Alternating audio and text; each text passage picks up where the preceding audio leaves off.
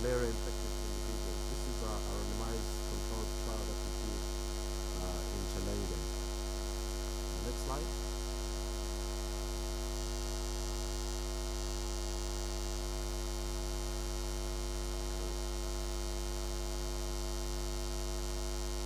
So the background of this study is that reduction of malaria transmission is the fundamental basis for malaria control and elimination.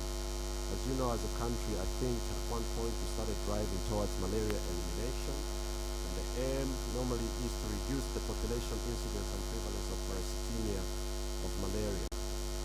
Now, one of the approaches that has been recommended by WHO in this regard is mass drug administration. And in mass drug administration, it requires that the population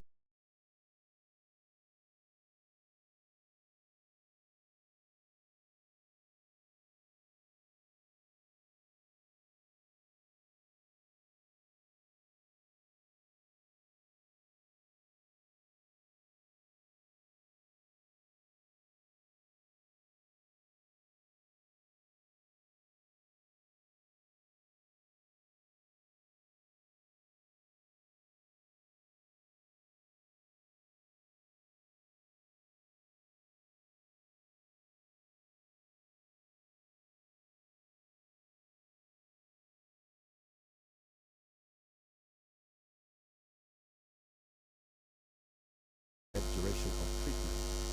This study was done to assess the efficacy of hyaluronidine artesunate administered for 3 days, 2 days, 1 day to clear parasitemia in subjects who are asymptomatic, and also to confirm the safety of this drug in this population.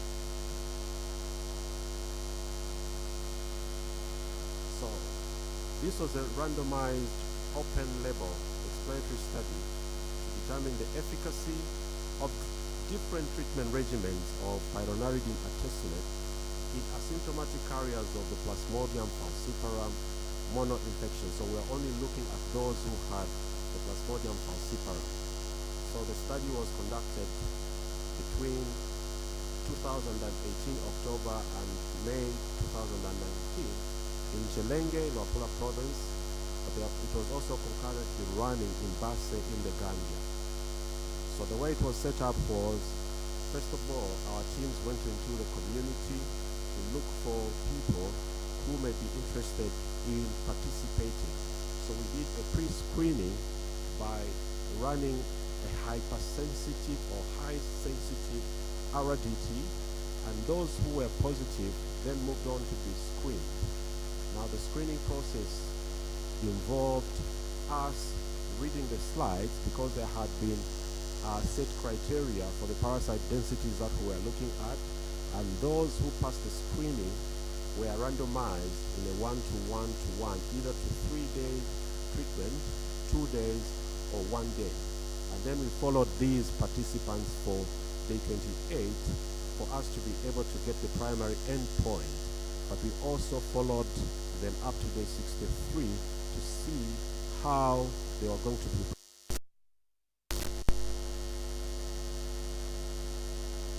So the criteria that we have set for entry into the study is shown there. So we have the inclusion criteria where someone needed to have had confirmed Plasmodium falciparum monoinfection with a density of 20 to 50,000 parasites per microliter.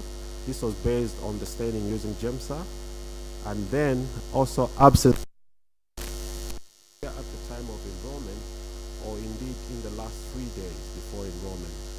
We were also looking at participants who were above 5 years old and also above 5 kilos in terms of body weight, and they needed to sign an informed consent, or if they were big enough, they needed to sign an assent as well.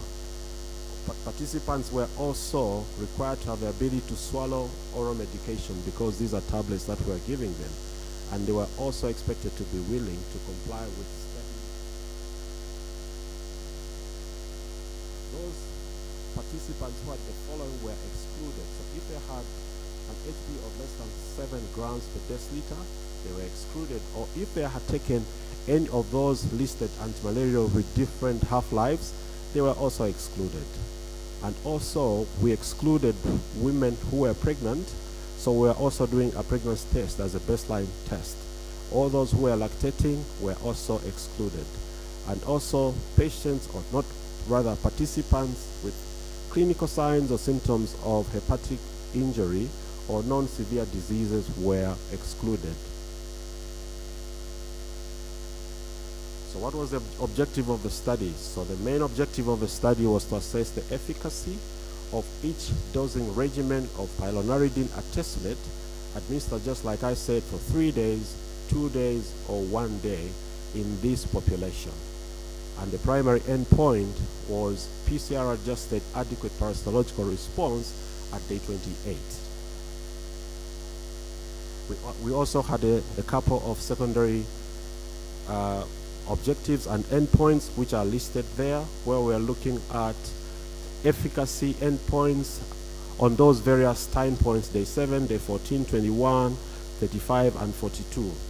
But we only concentrated really on day 42 and day 63, although we also had interest in those other time points. As far as safety endpoints are concerned, we were interested in assessing throughout the study duration the safety and tolerability of this drug through the spontaneous reporting of adverse events. And also we're looking at vital signs as well as blood-based tests in hematology as well as biochemistry. So what results did we get from the study? So we enrolled 303 participants.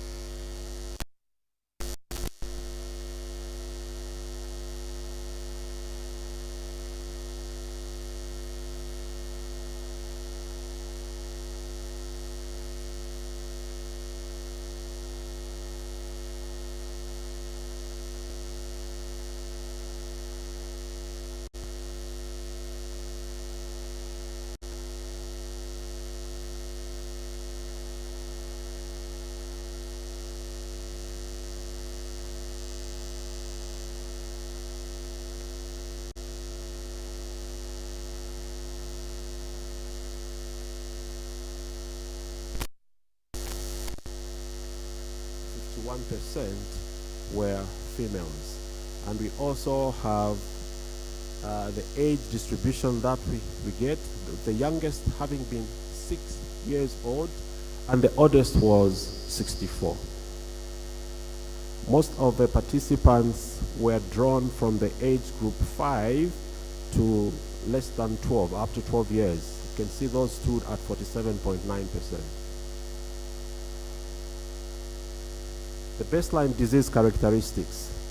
So we're looking at the screening baseline Plasmodium falciparum asexual forms, the densities that we got. So you can see that overall we had the density of 16, while the maximum was of 47,600. I should point out that we had set our minimum to be at 20, but we also had one who had 16. So this was actually a protocol deviation and it was reported. The primary endpoint, what did we get? So when you look at the number and percentage of participants who had adequate parasitological response on day 28 using PCR, you can see that those who took the drug for 3 days, all of them had adequate parasitological response on day 28. There were 98 of those and we got 100% adequate response. That also applied to those who took the drug for 2 days, 96 of them, and we have 100%. But when you look at those who took the drug for just 1 day, out of 94, we had 89 who had adequate parasitological response, giving us a percentage of 94.7%. And these were tested to look at significance using the one-sided 95 Klopper-Pearson confidence interval, and there was no significant differences in what we saw in the results. The bar charts down there are showing the same information. I should be quick to point out here that we had a late parasitological failure. These are patients who previously had no parasites, but between day 3 and day 28 showed parasitemia. So 5 patients at 5.3% had late parasitological failure. And all those were patients who had taken the drug for just 1 day. We didn't see any failure in those who had taken the drug for 3 days or 2 days.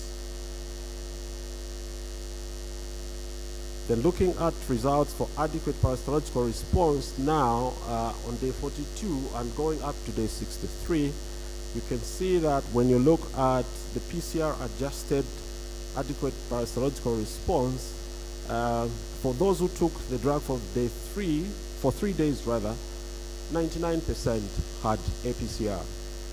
And we can see that it was way above 95% at day 44. At day 42.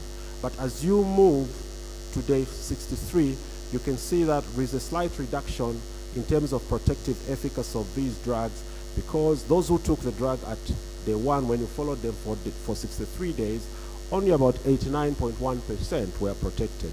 So we can see that the protection was still much more present on day 43 and even day 63 for as long as the participants took the drug for 2 or 3 days.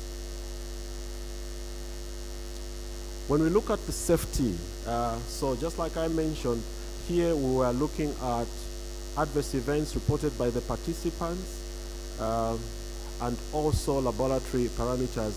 You see that there was no major difference in any treatment emergent adverse events. For participants who took the drug for 3 days, 52%. We also have 52.5%, 2 days, and we have 54.4% in day 1. So there wasn't much of a difference, significant difference in the 3 groups that we observed in terms of reporting of adverse events. This is now just summarizing these adverse events based on the primary organ class. What we see here is that we had a bit more patients reporting abdominal pains and also nasopharyngitis in all the 3 groups. But otherwise, the adverse events as persisting were all comparable. These are the other systems. We also see that in all the 3 groups, quite a number of patients reported vomiting, but all the others were not significantly different if you compare the 3 groups. Now, one of the things I need to mention here is that we also recorded 2 serious adverse events. One of the serious adverse events was a patient who drowned on Lake Mweru. This is a patient who was coming from the mainland, going into the island with a grandmother, but unfortunately there was a storm and the boat sank and we lost one of our participants. But that was not really considered to be connected to the treatment that they had received. The second one was a lady who on day 63, the last day of follow-up, when we did the pregnancy test, was positive. The pregnancy test was positive. And we followed this patient beyond day 63, but they ended up having a miscarriage. So these were the only 2 serious adverse events that we recorded. So what are the conclusions from the study? So in terms of efficacy, pyrrolizine was highly efficacious in clearing initial parasitemia in the population that we studied. We saw that with parasitological response for as long as the participants took the drug for 3 days. Day 28 showed that those who took the drug for 1 day, they had 94.7 protective efficacy. And then also post-treatment protection on day 43, day 42 and day 63, we saw that it was beyond 90% in day 3 regimen and day 2 regimen, while day 1 it was slightly lower. We also looked at the gametocyte activity in participants, and we didn't see any differences in the 3 groups. As far as safety is concerned, overall similar incidence of treatment-emergent adverse events between the three groups was observed, and we didn't see much of a difference between among all the three regimens that were given. But malaria-related treatment-emergent adverse events were high in day 2 and day 1 regimens. But it was also interesting to note that abdominal pain was least frequent in those who took day 3 for the drugs for day 3, and most frequent for those only took the drug for day 1. And 2 non-related SAEs, which I've already alluded to, were recorded. We also saw a bit of minor increases in liver transaminases. This is just to acknowledge the institutions that participated in the study, the MMV. We also had the Malaria Research Council in the Gambia, and the sponsor from South Korea, Shingpung, and of course the FHI, who provided the CRO services. Thank you very much for listening.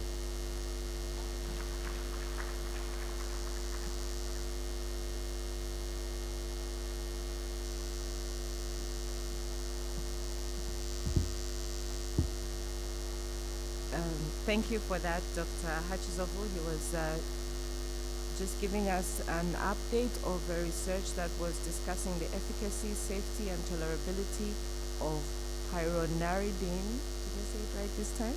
Artesunate in asymptomatic malaria-infected individuals.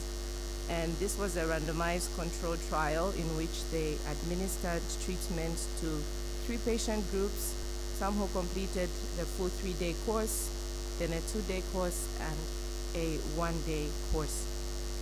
Including its effect on TB immunity. So when you look at literature from across the world, from the States, from China, from Pakistan, the relationship between vitamin D levels and TB is consistent, with patients with TB having been found with low vitamin D levels. When you bring the literature search closer to home in Africa, in countries like Ethiopia and Malawi, the relationship still holds, except for a few studies, like one in Gambia, which we picked, where the opposite was found, where TB patients actually had higher vitamin D levels than comparison groups from the general population. So with this literature in mind, then our justification for carrying out this work was that Zambia is one of the high burden TB countries according to WHO, and despite the link between vitamin D levels and TB, we really had no baseline data both on TB patients and in the general population about their vitamin D levels. So our reasoning was that this work would actually add not only to the body of knowledge, but also just provide a good platform for possible clinical trials. With this justification, we set out our research question asking what the prevalence of vitamin D deficiency in TB patients was, and whether it was different to adults from the general population, because again, I must emphasize that we really didn't have any baseline data for this. So from this research question, we had our general objective, which was to assess vitamin D deficiency in TB patients versus vitamin D deficiency in people from the general population, and 2 specific objectives, which were first of all to compare the clinical and radiological severity of TB patients based on their vitamin D status, and also just to see what the associated factors with vitamin D deficiency were in this population.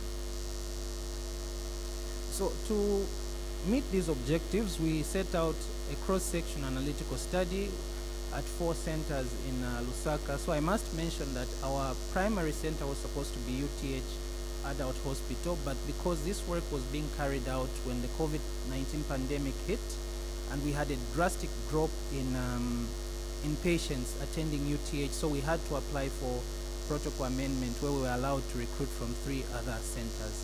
So we recruited 180 participants between 6 months, and our population of interest were people with laboratory confirmed TB within the first week of diagnosis. And then we also set out and recruited adults from the general population who we matched with the TB patients for age group, for sex, and we also matched them for HIV status. So looking at our variables, of course, our dependent variable was vitamin D deficiency. We used the definition that is approved by the Endocrine Society, where a level of less than 30 nanograms per mil is considered deficiency. Then for our independent variables, these range from demographics such as age and area of residence. Then we also looked at markers of disease severity, which have been validated for TB, such as the TB1 score, the Karnofsky Performance Index, and the Timika Chest X-ray score, just for radiological severity. So we can take a closer look at the baseline characteristics of our study. So in terms of matching, we did a good job because we didn't have a difference, really significant difference in the age, the HIV status, or the sex. But of note is that the area where these two groups were coming from was different, with the TB patients coming from the more high density areas and not as much in the comparison group. Of note as well was the nutritional status, where, as you can see, the TB patients had a lower BMI than the comparison group, but this is expected, of course. So to answer our first objective, with what was the prevalence of vitamin D deficiency? So in TB patients, we found that 33% of them were deficient, as opposed to 15% in the comparison group, and this difference was statistically significant. So that there answered our first objective. To answer our second objective, comparing clinical and radiological severity between TB patients based on their vitamin D status. So we found that the TB patients that had deficiency had lower performance index, and they also had higher scores on chest X-ray. So again, this was in support of more severe disease in TB patients. I should mention that we had two scoring systems for TB disease severity, the TB1 score and the performance index. And with the TB1 score, we didn't find a significant difference, but with the Karnofsky Performance Index, we did find a difference. To answer our third objective, we carried out a logistic regression, assessing the associated factors with deficiency in this population. And the first thing we found was that in an unadjusted model, we had three things that were associated with vitamin D deficiency. So the first one was having TB, then the second one was having a BMI less than 18.5, and the third one was having overt malnutrition, which was defined in this population as patients with silky hair, with skin changes, and patients with wasting of the temporal muscles. When we adjusted this model, the association between vitamin D deficiency and TB held, and the association between deficiency and overt malnutrition held, but the BMI fell off.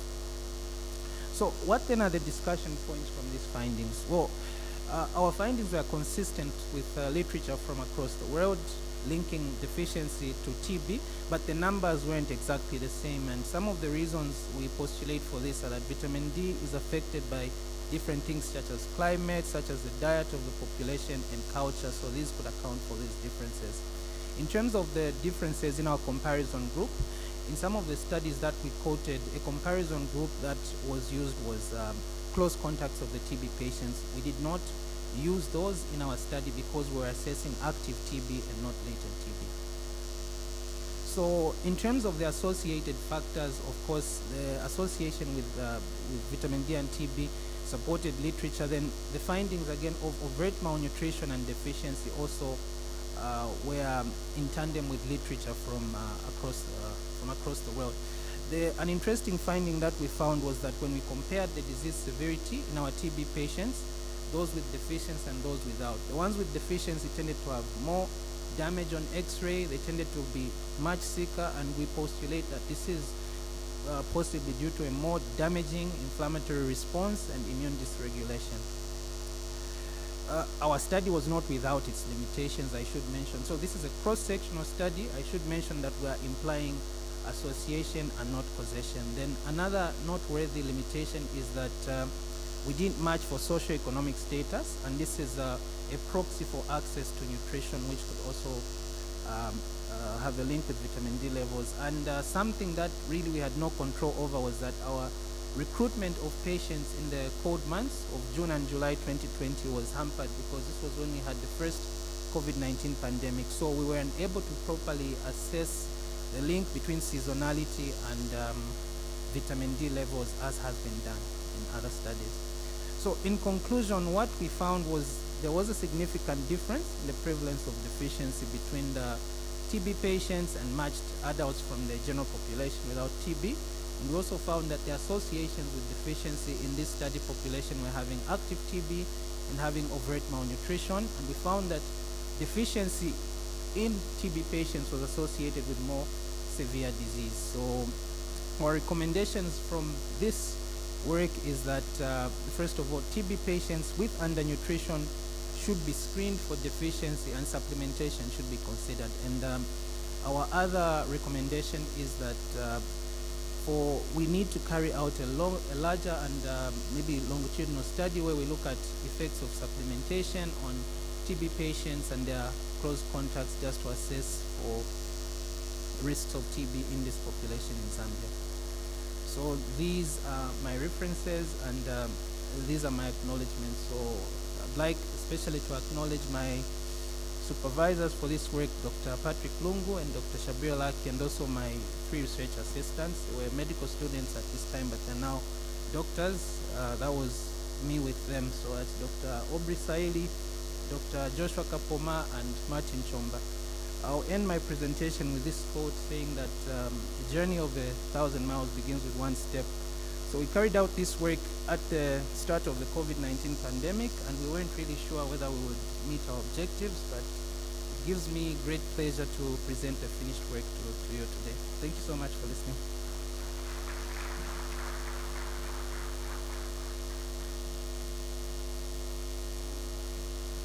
Thank you, Dr. Chitanika. So we heard from Dr. Chitanika, who was presenting results of the study on vitamin D deficiency and its associated factors in active TB patients at a tertiary hospital and 3 primary level hospitals in Lusaka, Zambia. And in their study, they considered the association not only with the disease itself, but also with the severity of disease. Please hold on to your questions, write them down on your notepad. We will have a message from Glenmark. Is Glenmark ready? Okay.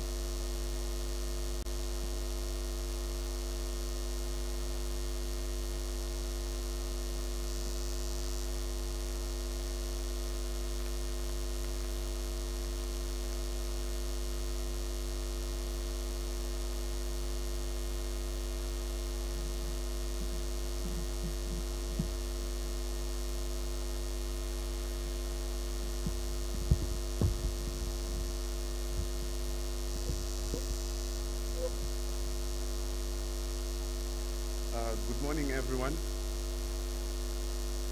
My name is Taurai Tembo.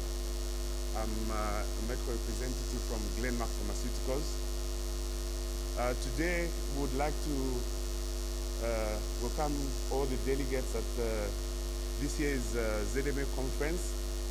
And as Glenmark Pharmaceuticals, we would just like to share a short presentation and just share or bring to your knowledge some of the products that we have stock in pharmacies and hospitals out there.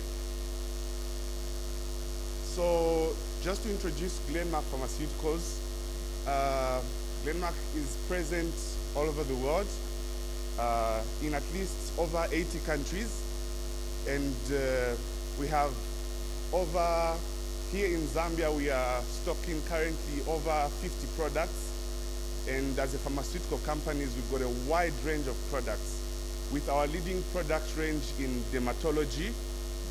Not only dermatology, but we also have a range of chronic products such as antihypertensives and medicines that cover our respiratory range. So today I would just like to share a few products due to time, probably just a couple of them. Some of these products are new, some are old, which I believe some you are aware of. But to go into it today, I would like to talk about a product called MaxReach. So MaxReach is one of our newest products here in Zambia. It's a product that is growing its population in terms of the patients that are being covered on this product. And just to talk about some of the indications of MaxReach, showing our images of atopic dermatitis. which is becoming a common problem here in Zambia. And we are presenting to you MaxReach because according to the guidelines on how to manage this problem, MaxReach actually fits in as one of the best products to cover this disease.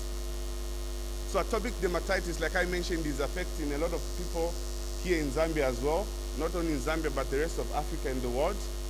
And the problem with this condition is basically a skin barrier problem. As you can see from the image showing, one of the common problems that this condition has is the skin is not moist very well, okay? And if we have a product that is able to moisturize a skin intensively, it helps in reducing symptoms in this condition. Now, just to discuss how this condition is treated, basically or generally, it involves the use of topical steroids or oral steroids, antihistamines to reduce pruritus, emollients, immunomodulators such as tacrolimus, and certain antimicrobials when infection is indicated. Now, basically, I would like us to look at how this condition is managed due to severity, and that there's one common thing that stands out throughout the management of this condition in whatever level of severity. If you look at the clear, mild, moderate, and severe, one thing is common, and it's the use of an emollient. That shows us, in managing this condition, an emollient is very, very key, despite whatever stage you're managing the condition at. So just to discuss and highlight what is contained in MaxReach and what makes MaxReach a very good intense moisturizer cream. So an emollient basically covers, or a moisturizer basically covers three things: humectants, occlusives, and emollients. These three things make a very, very good moisturizer. And when you look at MaxReach, we actually have added a special formula called a 3D hydroconcept aquasil, which basically covers these three factors. So humectants are basically molecules that will attract water into the cells, keeping them hydrated. Okay, so you want to make sure you could use an external source to hydrate the skin cells. We also have occlusives, which prevent evaporation of water, or rather slow down the evaporation of water from the skin, leaving it dry. Lastly, we've got emollients, which actually repair the skin barrier by encouraging the skin to actually moisturize or circulate water in itself. And some of the things that we've added in our MaxReach, which actually contributes to these three factors. For the humectant, we've actually added glycerol. And one other thing that the body naturally produces is urea, which actually helps as, or is classified as a humectant. We also have squalene, and we've also added cocoa butter in our MaxReach. For the emollient, we've got shea butters and glycerides. So, what are the common indications for MaxReach? So basically, for all your dry skin conditions, eczema, psoriasis, all these are conditions where MaxReach is indicated. Now, according to research, it shows that eczema-friendly moistures can contribute in many ways. They can help heal the skin, they relieve the itch by relieving the dry skin, they decrease the need for eczema medicine, and they prevent the skin from getting worse and more difficult to treat. Actually, one factor or one actually contribution of these moisturizers is that as you use your medicine for eczema, the rate at which these medicines are absorbed is increased by moisturizing the skin. So, like I mentioned, in our mark sheet, Glenmark Pharmaceuticals has added one important molecule that we actually researched and discovered. It's called the innovative 3D hydroconcept aquasil, which helps replenish the skin's natural hydration. And one of the reasons in which we've achieved this is by increasing or adding hyaluronic acid. Now, HA is the molecule that will actually help in moisturizing the skin by boosting its own epidermal circulation of water. We've also, this 3D hydroconcept aquasil also helps repair epidermal barriers by the moisturization and helps restore skin's micro relief. Now, like I mentioned, we've added to this 3D hydroconcept, we've added a few molecules such as shea butter. Shea butter is rich in vitamin A and plays a very important role in skin moisturization. Cocoa butter reduces dry skin and improves the skin's elasticity. Mango butter is also a wonderful emollient that keeps the skin soft and smooth. So, what other benefits come with this max switch? We have what we call a 24 hours hydration. Now, when you apply max switch, even if you wash max switch off the skin still remains hydrated for at least a good 24 hours, which is a plus. The fact that it's powered by this 3D hydroconcept has actually increased its effectiveness in managing these severe dry skin conditions. One other compliance factor is that it's non-greasy. When you apply it, it's non-greasy, and that increases the compliance in your patients.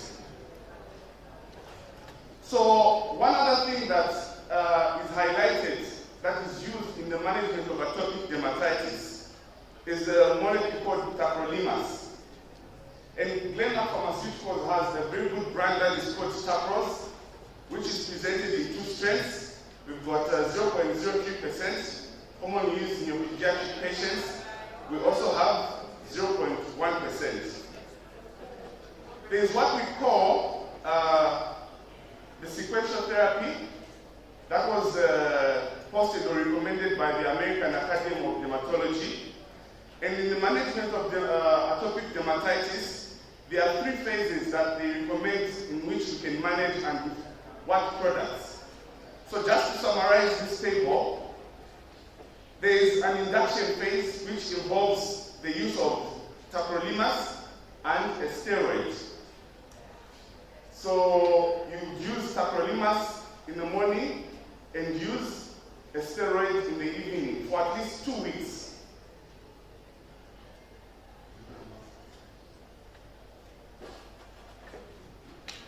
Pardon me, I lost the slide.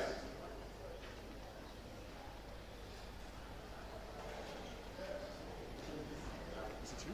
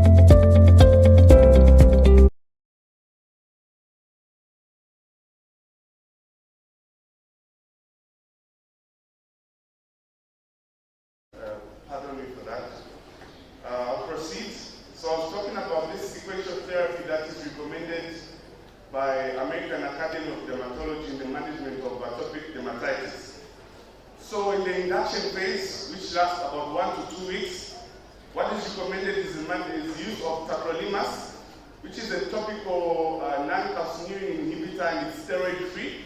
So you use the tacrolimus in the morning, and in the evening use a steroid. Then you progress to the transition phase, where you use tacrolimus in the morning, and in the evening only on weekdays. Then on weekends you can use tacrolimus and the steroid on weekends.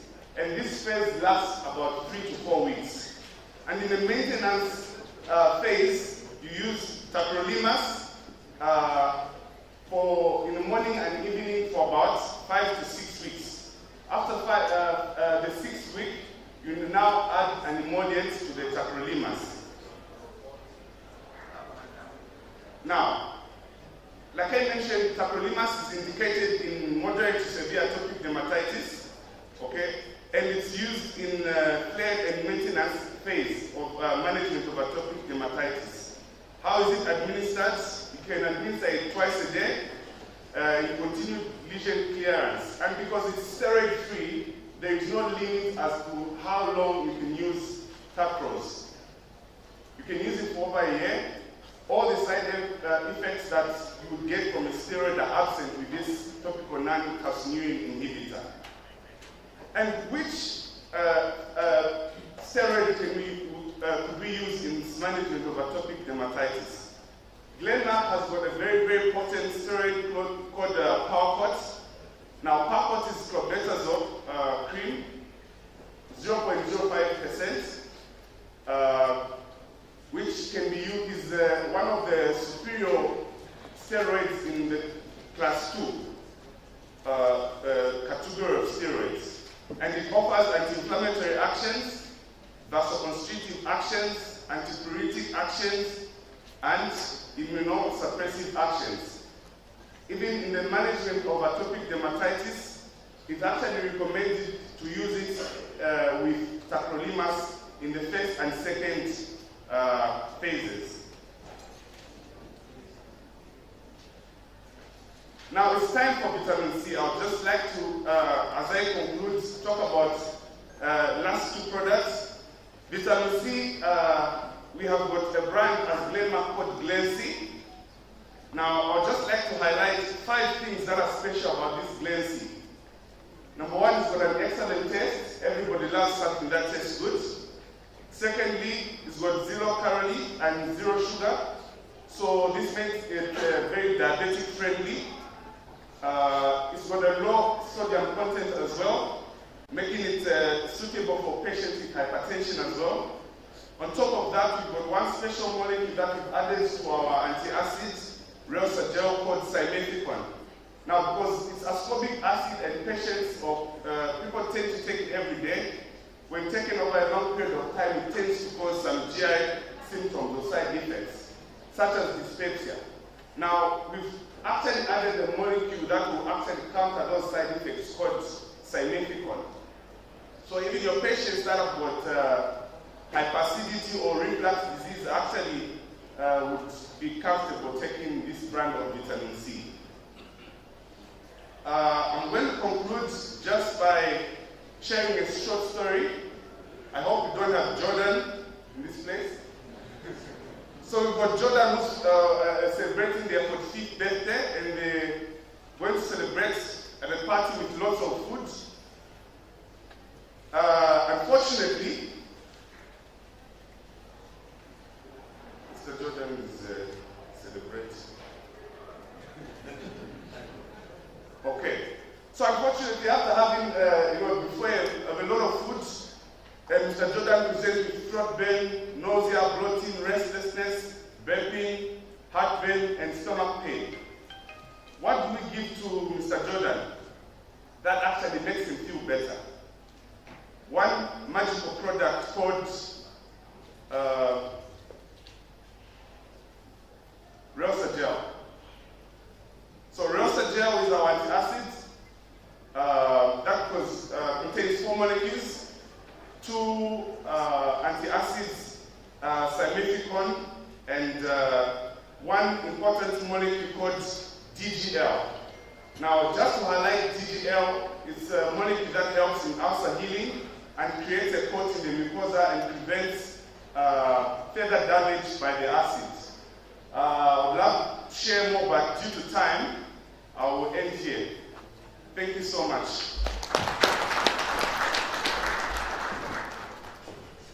Thank you so much. We will now have a short presentation from Cybers.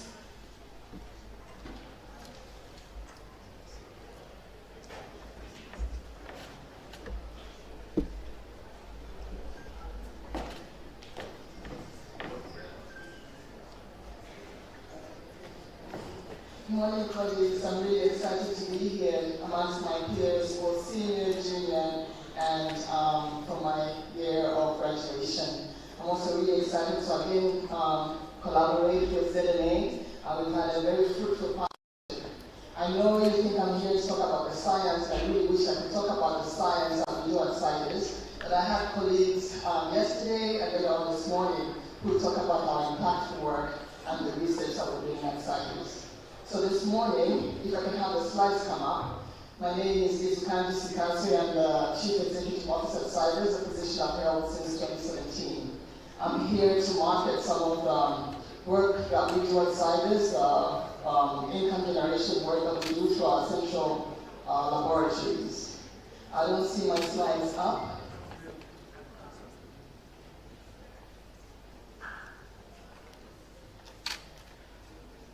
But I hope they'll start rolling soon, otherwise it's going to turn out to be embarrassing for me.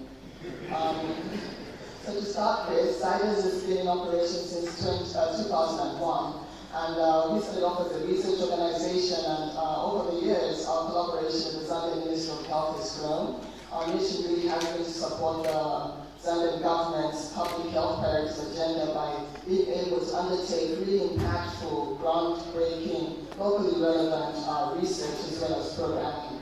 I think we're well known for a lot of the work that we've done across the HIV portfolio and tuberculosis, but we've expanded since for the last several years to look more around inherited diseases and other emerging pathogens.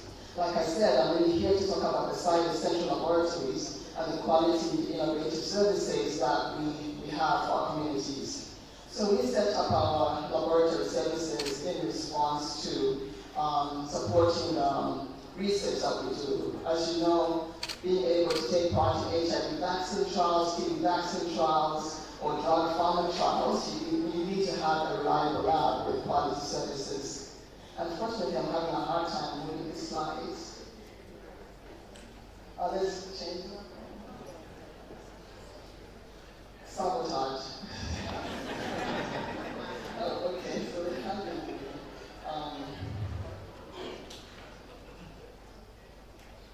So I've already talked about this. If I can have the next slide, please.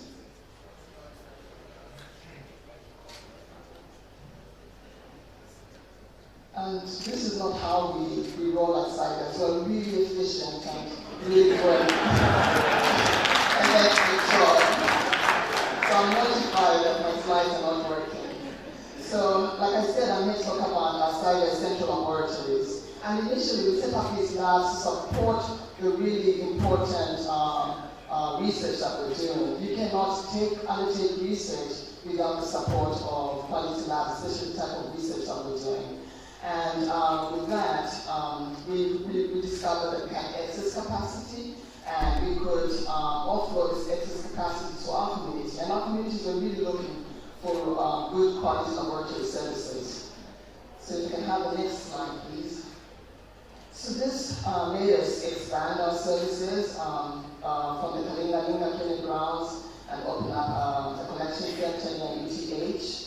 We went out to the copper belt because we recognize there's not a lot of research happening on the copper belt. And we would like to set up some of our clinical trials there on the copper belt. Again, without the presence of a good lab that we can rely on when able to do clinical trials on the copper belt.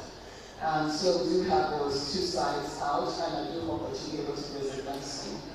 Next slide. This is what anchors us, being able to have accreditation. So way back in the day, our accreditation accreditation was mostly coming out of the United States through the NIH. We have the Division of AIDS doing the accreditation of the services that we were doing. At one point, we had some of our clinical research trials stopped because we didn't meet quality standards in terms of, by that I mean we failed the accreditation. I think that was around 2011, 2012, and we had to halt some of our clinical trials.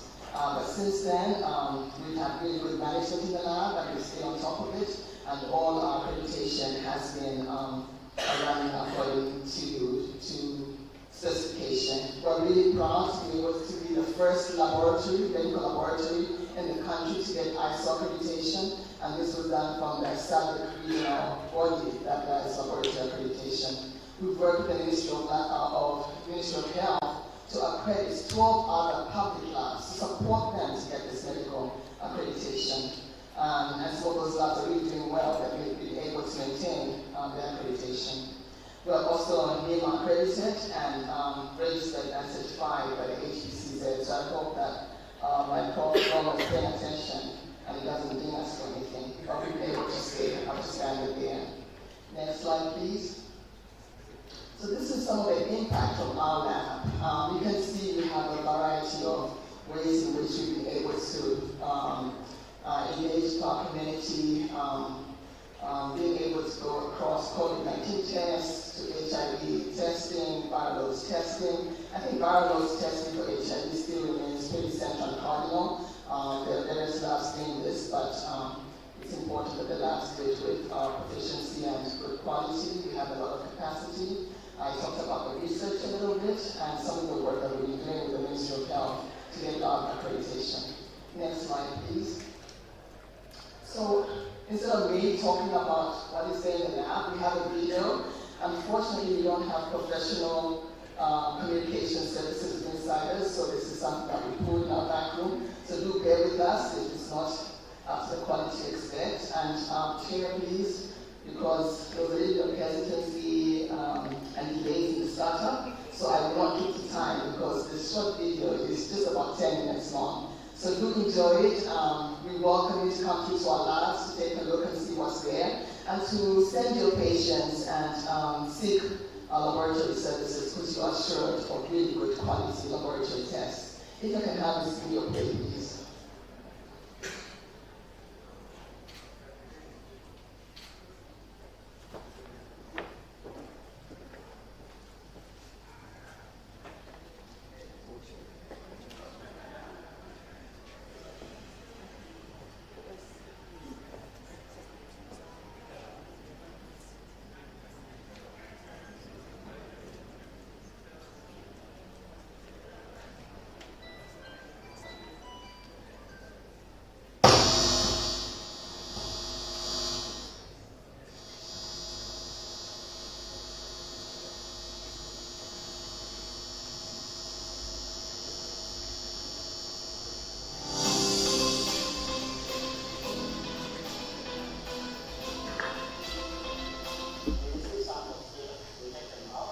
We check to make sure that they meet our safety criteria and make sure that the tracking logs is taking the number of samples that have been received. So that brings part of our accountability to make sure that we sign us when receiving the sample and the person that is delivering, we verify and acknowledge that we have received this number of samples and this is the number of results that we should expect back to the facility. So from there, once the samples are received from here and they meet our safety criteria, then the samples are taken to the sorting bench. This sample can be received here, so this is the sorting bench. Then these are company documents. What will happen now is these documents will be taken to the accession bench. So here, what will happen is capturing of the information from the manual form into our LIS. So what is happening here, the capturing of the graphic, according to the test from here. Once the information is entered into our LIS, we generate the PowerPoint. So there are two types, the plain one and the coded one. So what will happen is the coded one will go on the system container because this is where the samples are ordered, and the plain one will go on the corresponding information form because we need to be able to match the information form and the special. In case of troubleshooting, we are able to go back and test where the samples come from. Once that is done, we take the samples now to other specific areas depending on the type of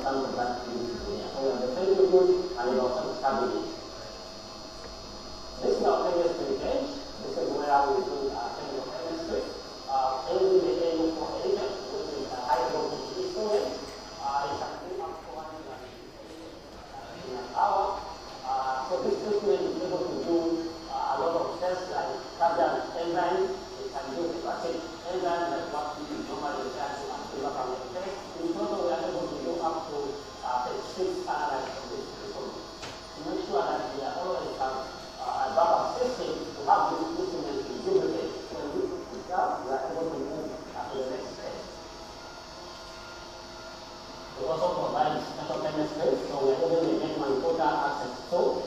It's able to do home loans, like the same home loans, both male and female, private home loans. You can also do human markers like PSA, and you can also do quite a wide range of research activities such as a full profile of hepatitis A, B, and C. So it's quite a robust instrument. We can take 80 samples at a time, and those samples we are able to clear them within an hour or two, depending on the various tests that we tested.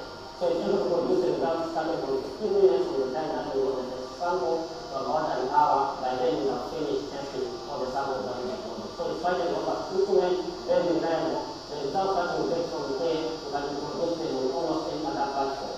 And we also have other backup instruments that make sure that in case this one is down, we are able to rely on them and do tests at a faster rate. But if you want a high throughput, we always put these samples here and make sure that those samples are done within the shortest possible turnaround time.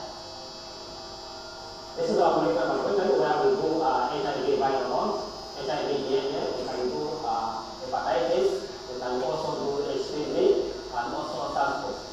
So it's quite a robust machine. We can do load up 500 tests at a time, and in an 8-hour shift we are able to give you those results. So we have 2 of them, so we are able to do up to 1,000 tests in a normal 8-hour shift. This is hematology page. So in hematology we have 2 instruments. These instruments are robust instruments, again high throughput. We are able to run up 60 samples at a go, and it's continuously working. So here we are able to run our capacity up to 2,000 samples in a normal 8-hour shift. As an auto loader, it's able to put 5 racks here of 10 each at a time. Once each rack is pulled out with the instrument, you are able to load another one. Most of the hematology analyzers that we find across the country, they are not able to do a zero track. But this is able to do your hemograms and your 5-track differential as well as the zero track.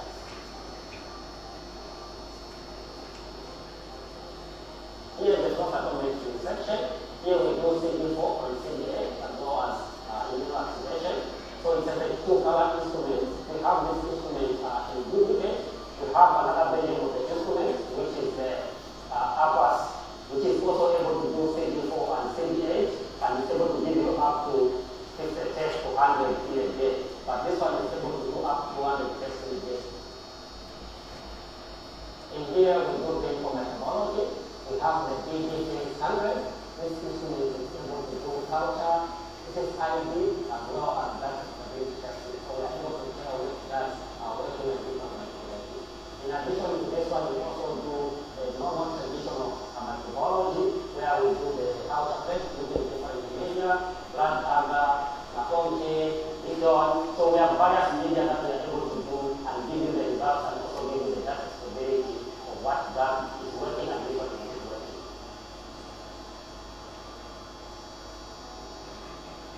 This is the genome sequencing machine. So this is where we do HIV genome sequencing, but we can also do bacteria and other organisms. But at the moment, we are only doing genome sequencing for HIV because that's where we have demand. So genome sequencing, we are simply looking at the genetic makeup of that particular organism that we are looking at. And in terms of HIV, we are looking at drug resistance. So we are able to tell which drugs are working and which ones are not working. So the good thing is that at the moment, we are able to do all the 3 areas of HIV and drug resistance testing, and that is the reverse transcriptase, protease, as well as the integrase. So that is really helping us a lot to cover both first line and second line drugs, and we are able to see what resistance pattern we are getting in the country and be able to advise the clinicians on what best is working. Welcome to TB. This is the process TB samples. So this is the process candidate where all the preparation takes place from. But then there are 2 instruments where the gene testing takes place from. So molecular testing, we are using the gene expert. So we are also able to do the lymphatic MRI gene testing for TB. Then here we have the legit, where we do TB culture, identification, as well as data stability testing. So we are also able to tell what drugs are working and which ones are not working. The whole room is kept under negative pressure, it's well controlled, well maintained. We are making sure that we protect the community from any infection. We protect our staff, and you can see I'm in full gear, and we have functional instruments that are well serviced. We are also always well stocked, so we'll be able to provide you a continuous service for TB services. the sample repository room, where we take samples. So we have -8 results, -20, -30, as well as 2 to 8 degrees Celsius frigid. We provide this also not only for our needs, but also for clients that may need storage space. You can come with samples and keep them for you. The goodness is that we monitor temperature twice a day, physically in the morning and the afternoon, but we also have a complete temperature monitoring system that is able to bring us alert. These are our national grid, but we also have an automatic generator where immediately the power from the national grid goes. We have the generator kicking in, so we have continuous supply of power to make sure that we keep the temperature at the recommended level. This is our autoclave room. So as you know, we make sure that we adhere to safe and environmentally regulated rules in the country. So we have an autoclave here. So what we do is a part of our safe, both the biological and non-biological waste that we generate from this side. We make sure that we autoclave it before it goes for installation.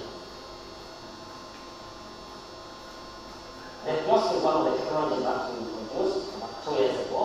It has brought a lot of efficiencies in terms of reducing the turnaround time as well as the time that the client spends here at the lab. If you have made an appointment online, you just come here and say, yes, you input there the ID that you have been sent to your phone or any particular gadget that you are using, and then from there, a slip comes out from here that you have to account. Or if a resident client, you go straight to the sample collection center where the sample is collected.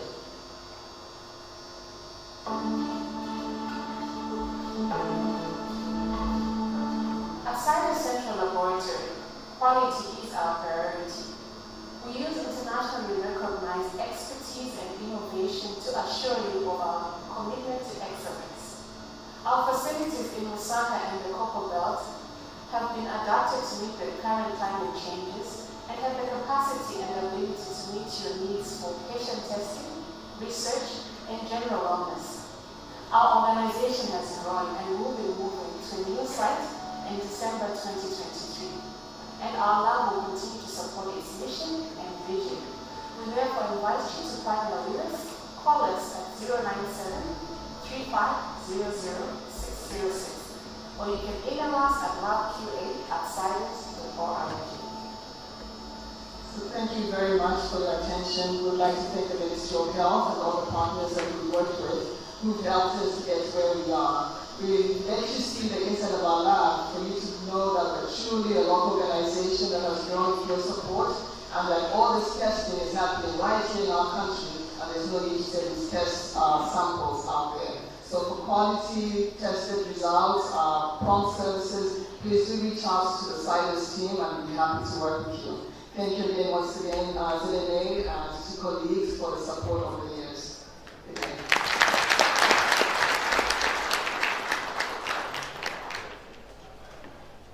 Thank you for those two presentations. I just want to let you know that we will have to adjust our program and get through a lot faster through our presentations because we just received word that Cabinet Office will be coming, so we want to cover as much as we can before then. We are ideally supposed to take some questions now, but I think we should go ahead and do the COVID-19 presentation by Dr. Animagwe and Dr. Naindala, and then Yash Live, then we can have some questions. So right now, I'd like to invite Dr. Animagwe and Dr. Naindala. They will be presenting findings or research on COVID-19, Zambia Emergency Response and Health Systems Preparedness Project Implementation, Journey, and Outcomes.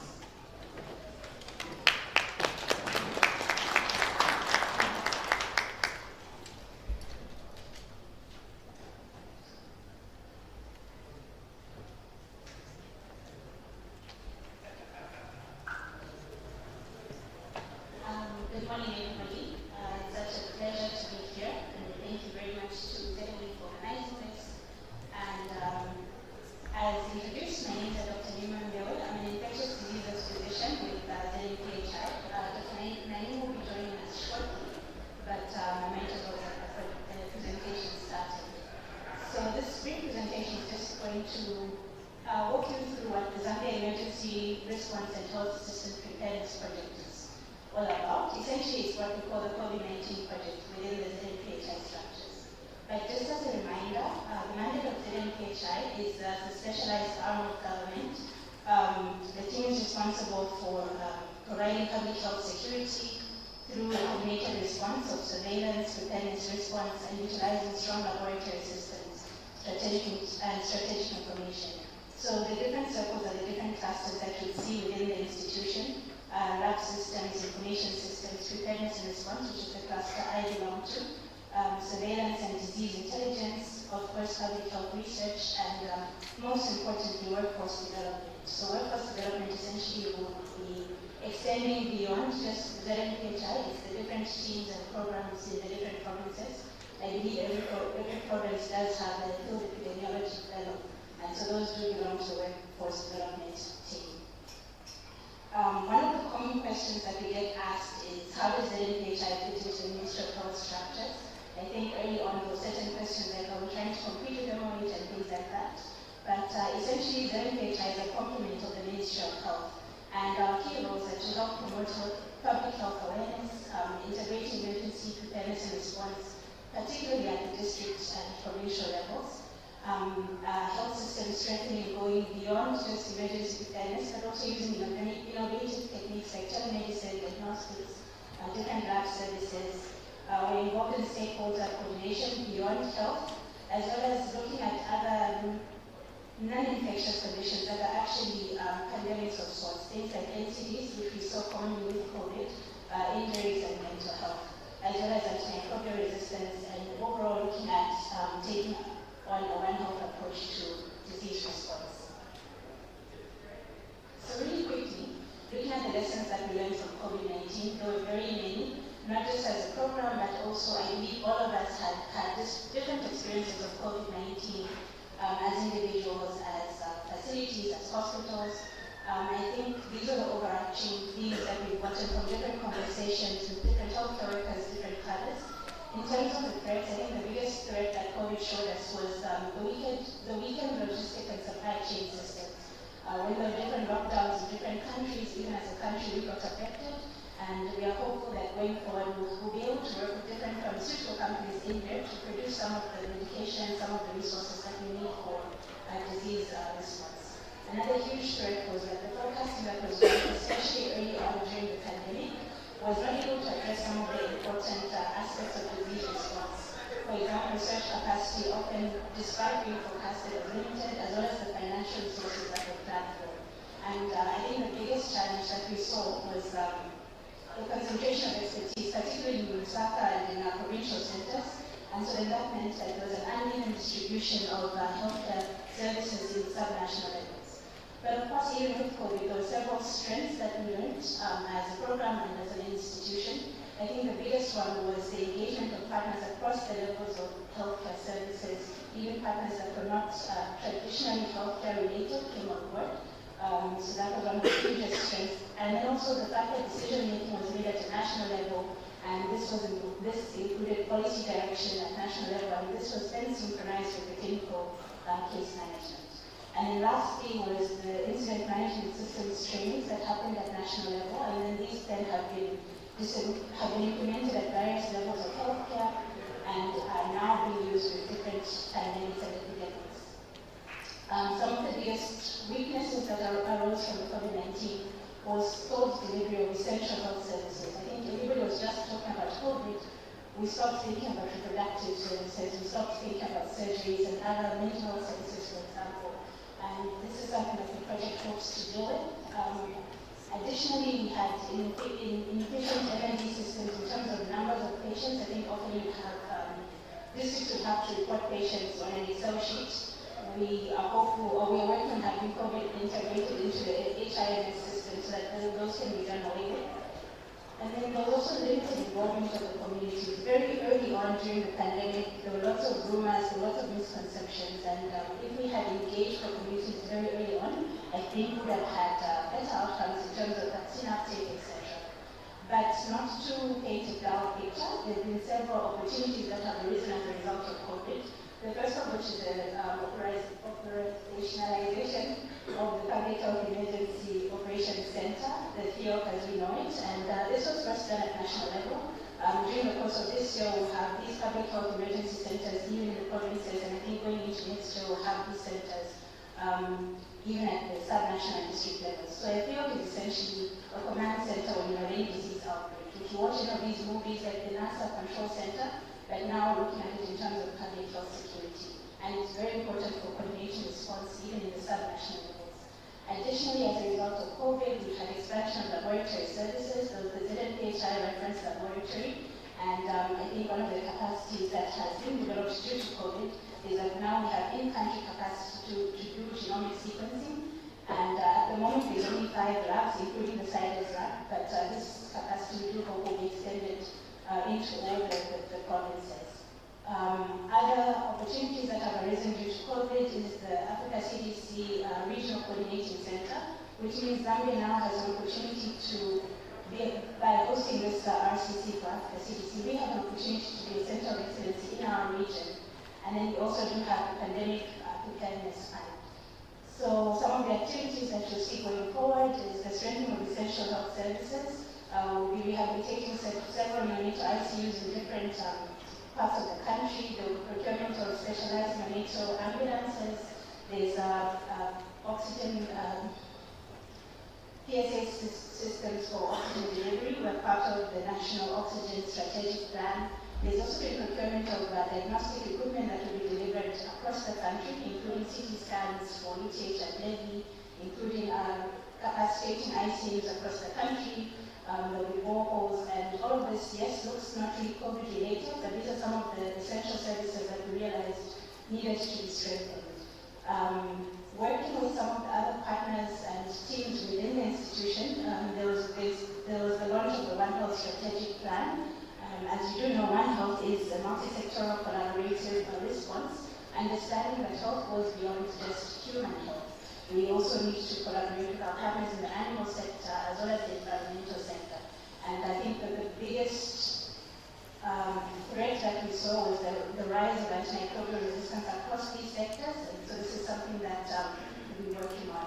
The use of telemedicine, of course, we can't be everywhere to train everybody, but we will incorporate some telemedicine techniques and trainings that will help work with the telemedicine team. And something that I personally am very excited about with the digital health innovations, working with flying doctors, DAMSA, the blood transfusion service, to have drones brought into our local context, and I like to say Zambianized. So we'll have a Zambianized drone system hopefully by early next year that will help with the transportation of some of these commodities to hard-to-reach areas. I believe Dr. Naim talked a lot about the mental health services that have been now incorporated into our emergency response. And there will be a lot of capacity building at district and provincial level, so that it's not just in terms of mental health, in terms of NCDs, emergency preparedness and response capacity building. I think something else exciting is the gender mainstreaming across the different levels of healthcare that we'll be able to see. And then just touching briefly on the food epidemiology training program, which was advertised. I hope a lot of us in this room did apply for it, but it's an epidemiology course that very good for doctors.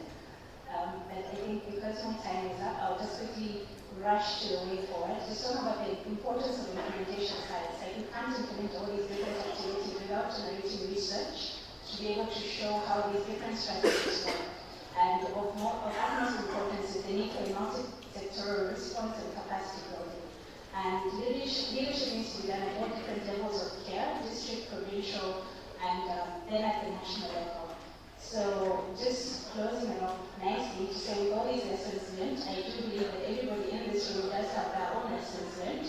And so later on this year in November, the Institute will be hosting the Conference of Public Health in Africa.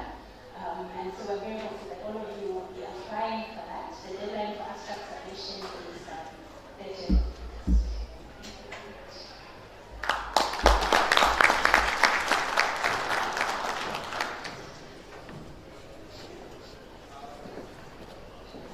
Thank you so much for that education on the education and also just learning from the emergency responses that we had during COVID in the nation. I'd like to call upon Yash Life Sciences.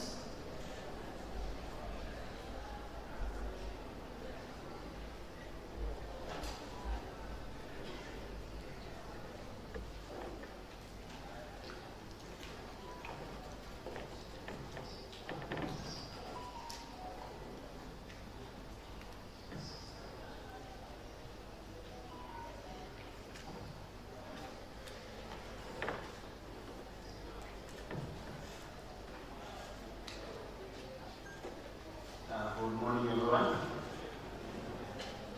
Thank you very much for having us.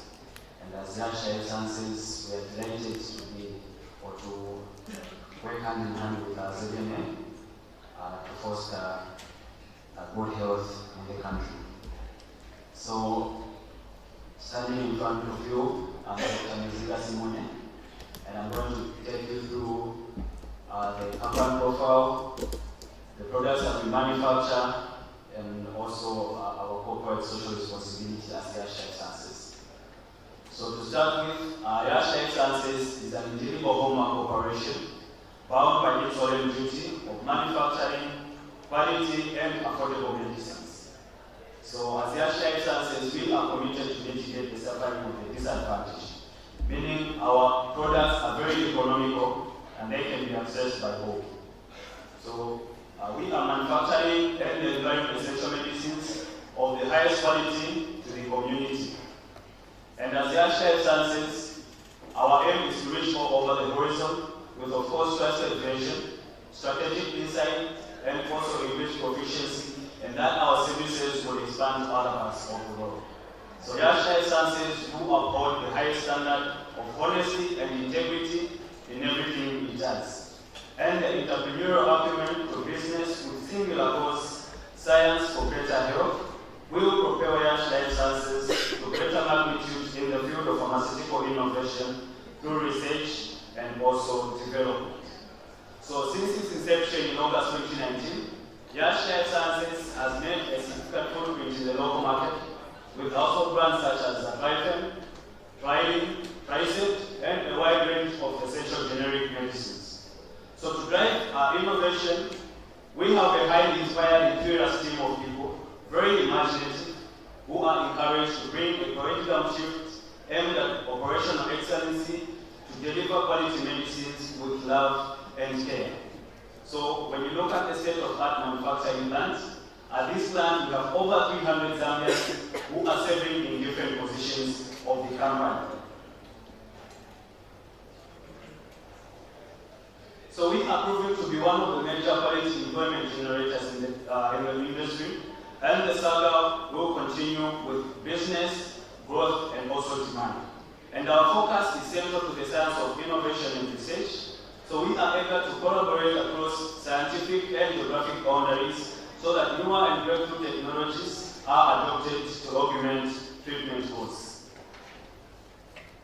When you look at the supply chain management, so Yash Sciences has rich experience in distribution network, and it has proven to be proactively advocating the fundamental issue of access to medicine through a robust supply chain network. And our strategic geographic location in Zambia can promptly supply essential medicines to the entire neighborhood in the shortest possible time compared to imports from anywhere else.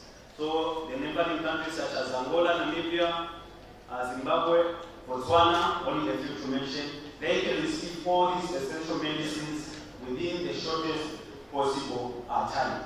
So when we talk about the dosages that we manufacture as Yash Sciences, we have dosages such as tablets, we have capsules, we also have liquids.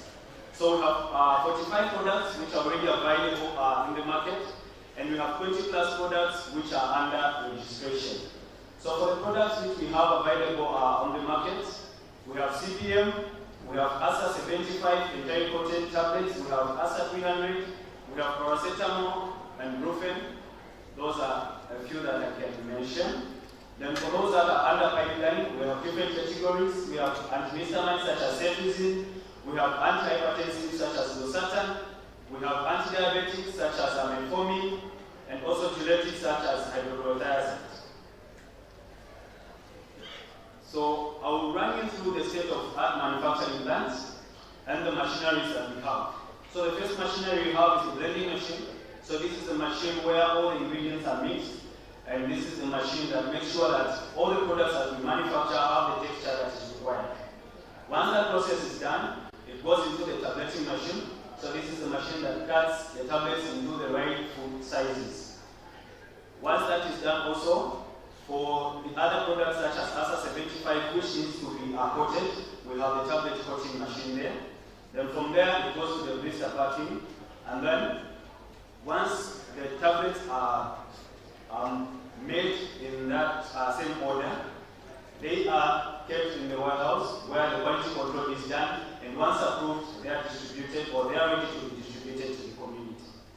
Similarly, when we talk about the liquids that we manufacture, we have the liquid mixing vessel, we have the liquid filling vessel also. So all these machines, they automatically do those functions. Okay, so this is the quality control department that makes sure that they keep the documents for validation. So I'll run you through the products that we manufacture. So we have Tryfen for kids and also adults. So Tryfen expectorant and also Tryfen honey and ginger. So all the two products, the recommended age is from 6 months and above. Then we have Tryfen dry cough and Tryfen wet cough. So dry cough is alcohol free and sugar free, so it's diabetic friendly, and this one is from 1 year and above. Then we'll talk about those who come with productive coughs and the likes. Tryfen wet cough is the best for them, but then this one is from 12 years and above. Then we have Tryfen exclusively for kids, that is from 1 year up to 12 years. That's Tryfen pediatrics. Then we have Tryfen for flu, which has got a 4-way action for body ache, fever, nasal congestion, and also cough. So this one is from 12 years and above. Then we have Tryfen, which comes in 3 different flavors. It comes with berry, grape, and also orange flavors. So this one is from 2 years and above. Then we have our Tricep mouthwash for junior, that is 6 years up to 12 years. And this one comes with a bubblegum flavor. Then from there we have a Tricep adult from 12 years and above. This one comes with a spearmint flavor. So I must say that our Tricep mouthwash has been proudly endorsed by Zambia Dental Association. It comes in 100 and also 200 ml bottle. And it also can be used quite under. Last but not the least, we have got Mama's White Water. So this one is for GI-related symptoms in neonates, infants, pediatrics who come with a gas, colic, a sore stomach, heartburn, and the likes, which are typical for newborns and infants. And this one is from 1 month and above. So, okay, so talking about our corporate social responsibility, at this point I'd like to introduce to you Yash Foundation. So Yash Foundation is a non-profit making organization that has been jointly incorporated to make the world healthier and also happier for all. So Yash Foundation focuses on mother and child and also education. So this is one of the projects that we recently did. We handed over a 1x3 classroom block and a 1x2 science laboratory at Lukamantano area to ease the learning process for these students or the pupils in that area. And as Yash Foundation, we wouldn't just want to end there. We will continue to do this in different districts and also different provinces. With those remarks, I'll end here. Thank you very much for your time.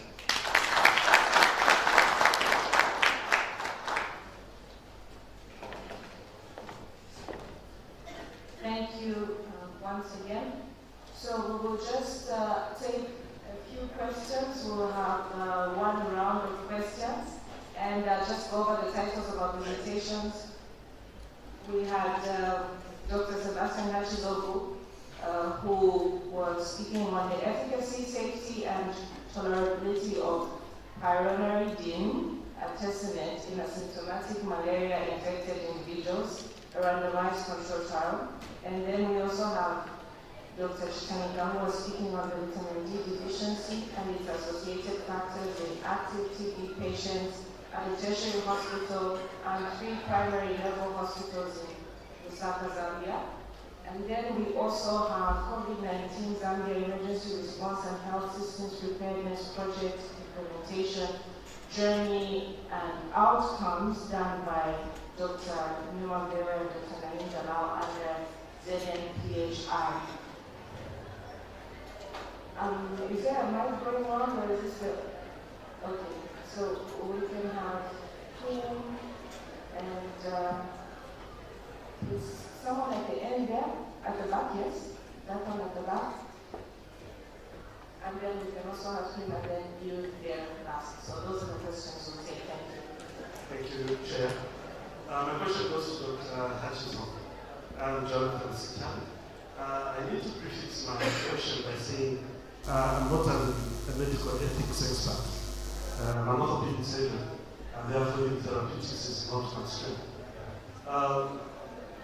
I would like to know, how did you justify ethically your study, seeing as you were deliberately withholding a non-effective treatment and potentially exposing the study subjects to increased chances of resistance?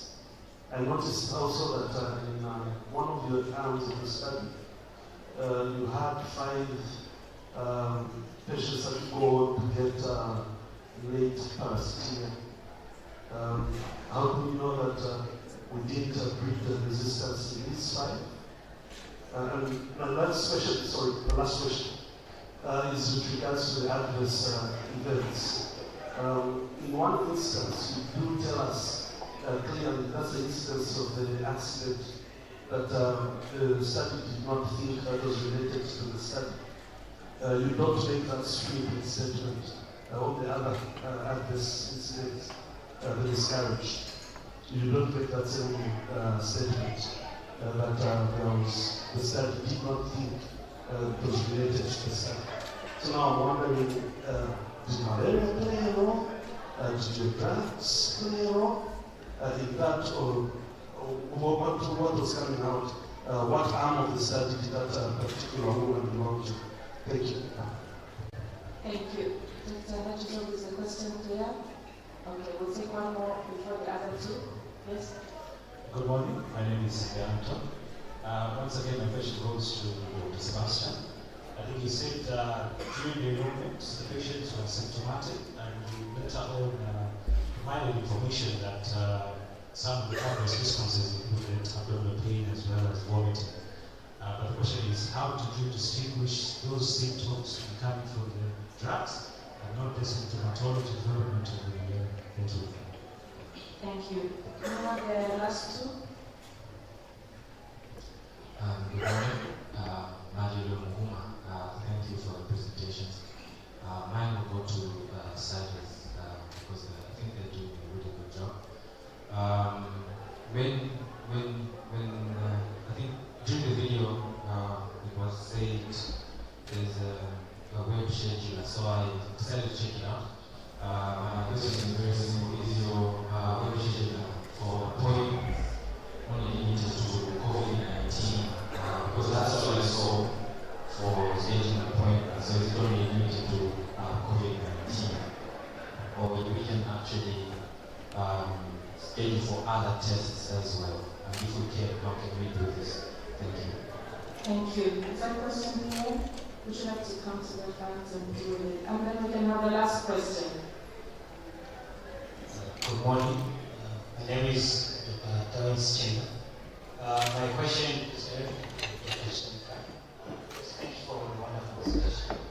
My question is, what was the cause of the vitamin D deficiency in the patients that you assessed? Could it have been the pathology or the anti-TB treatment? Subsequently, what are the clinical implications and what are your recommendations following that study? Thank you very much. Dr. Hutchinson will start, then Dr. Spencer, and then finally we will have Dr. Shah. Thank you very much.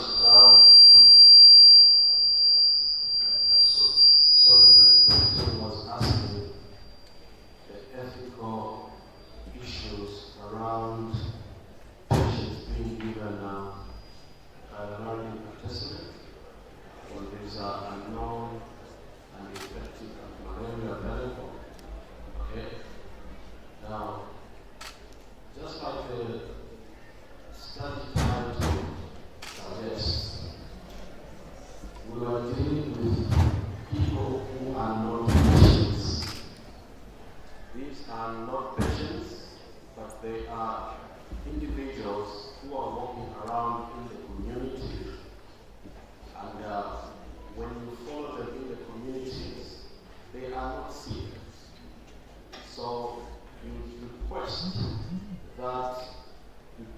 them for malaria, and then you find that they have parasitemia.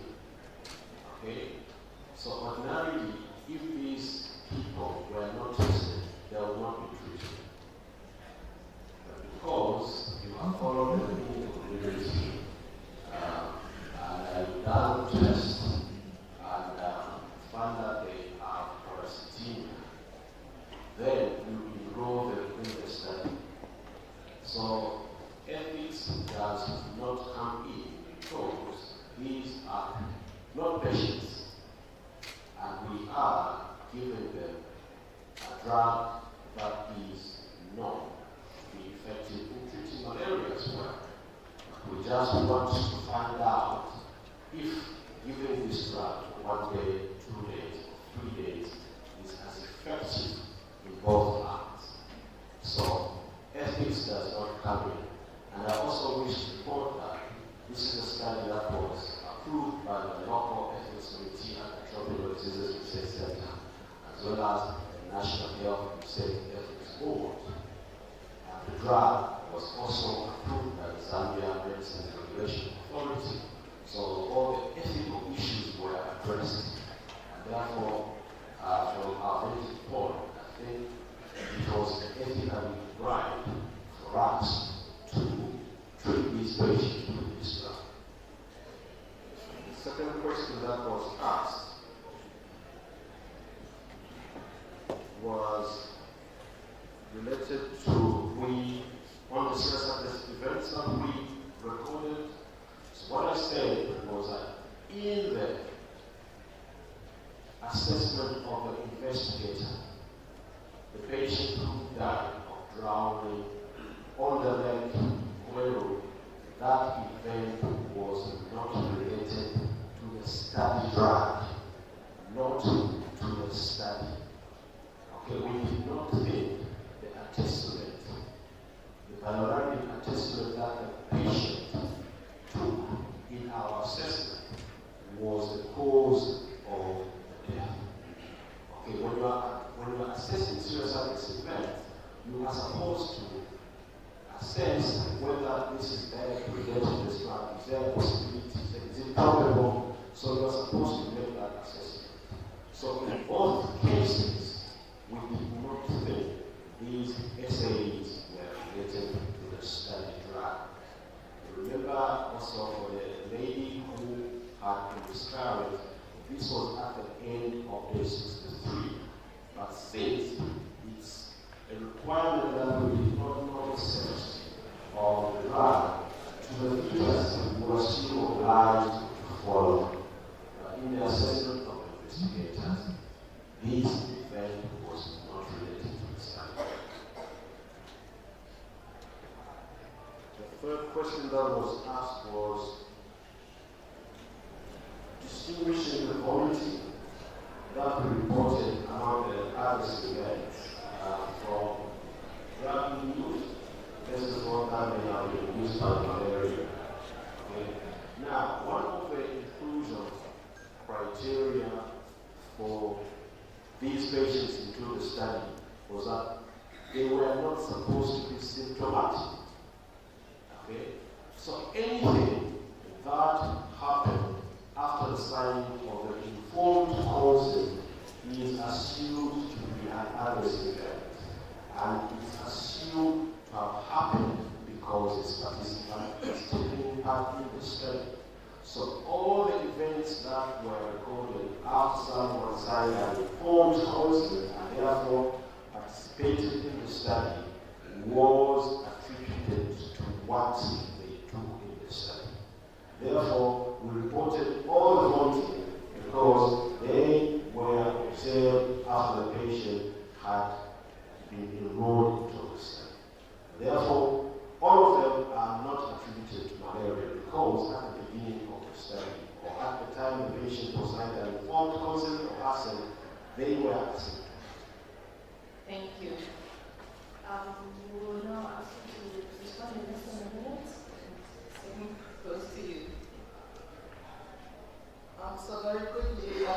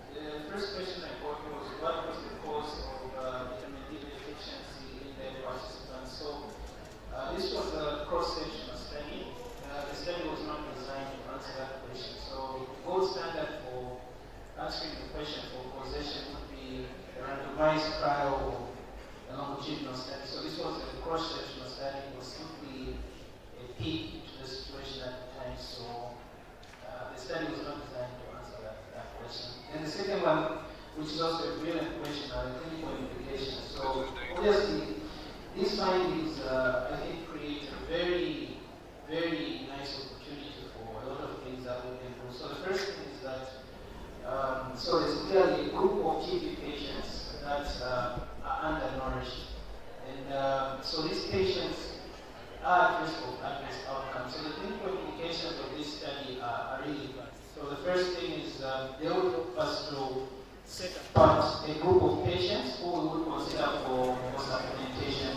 And when you look at the current TB guidelines that were put out by the National TB and Leprosy Program, because again, this was a cross-sectional study, but even with the findings of this study, they did indicate in the current TB guidelines that some TB patients, especially those that are undernourished and those with low BMIs, can be considered for supplementation. So those would be my answers to the question. Thank you so much. This is given back to the presenters.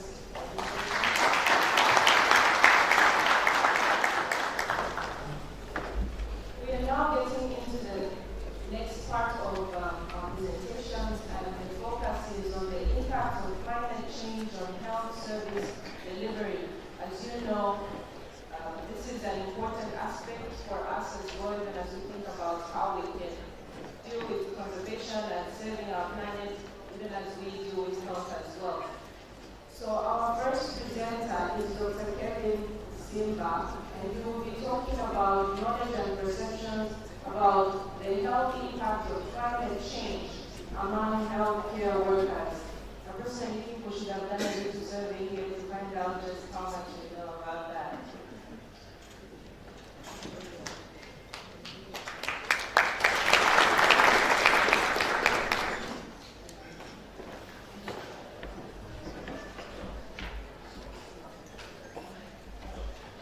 Thank you, Maria. Indeed, we should have done the survey.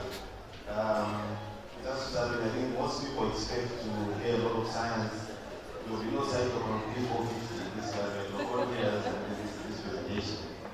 I must say, what we think of doing this is just more like a pilot study.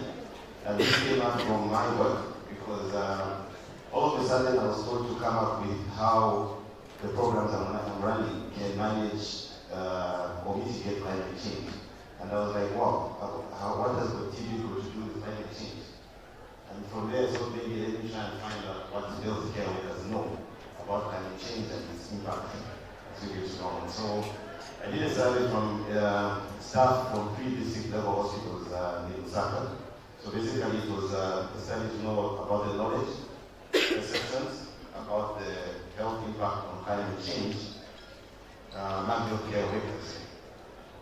So it's a very short presentation. I was told to make it in 7 minutes. I hope I do succeed. So climate change is a hot topic globally.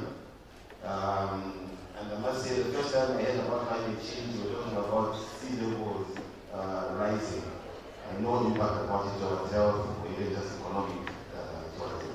So there is a great concern among health officials and policy makers. I must say, if we go back and we look behind, we can say climate change has really affected us. We had floods in Lusaka. If we don't know even that, did also affect our disease level. Because of floods, we do get some children even drowning or even adults. We have some waterborne diseases that we spread out. It does create a big impact. So globally, there are about hundreds of millions of people that get affected from climate change effects on health. And Zambia is not excluded from this. So climate change is affecting the sustainability of health systems, their performance, and the development goals. So what does climate change do? It increases the pressure on the health system from the heat waves. This year, August has been cold. It's different from the other years. We expect July to be our coldest month, August is windy, but just because of that, there's a change in disease patterns as we go on. When we come to extreme weather events, we have droughts and floods. we do certain things in our programming that we don't even know that we are trying to mitigate some of these effects. In the HIV program, we started something called the 6-month dispensation, 670. When you work in Western province, you get to know that there are certain areas that are cut off by floods. And the only way you can save those people is by controlling them with drugs. And that's some kind of multi-month dispensation that we get, and then we're trying to mitigate some of these effects that are there. So, because of this shift in weather patterns, like we said, it's cold in August, we're seeing a change in the prevalence of diseases. I think normally we expect to get about 3-4 flus per year, but because now it got cold in July, it got cold in August, and we don't know whether it will start raining early or it will start raining late in the next season. So we're just a big shift in disease prevalence as well. And there is a potential for us to start developing new diseases that we get. Who knows, maybe COVID is an issue of climate change. That's just for thought and not.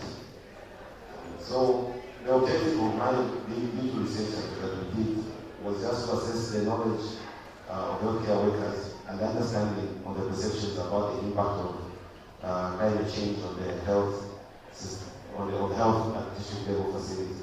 So like Dr. Kanye said, are we climate change champions here? How many of us know that climate change does affect health systems? I only see one hand in the corner, or another one. Or another one. So most of us, we've heard about climate change, but whether it does affect how we work, it doesn't. So this was an online survey that I think we called participants first before sending them the online survey that we did send. And then they answered it. It had about 20 questions, and then just to make sure that we tried to do that. And then it was a self-administered one. So it was online, and I think that's why we didn't print out paper. I was asking the ZNASG that I've not seen programs printed on the table. Is it because it's a climate change or just came out of paper?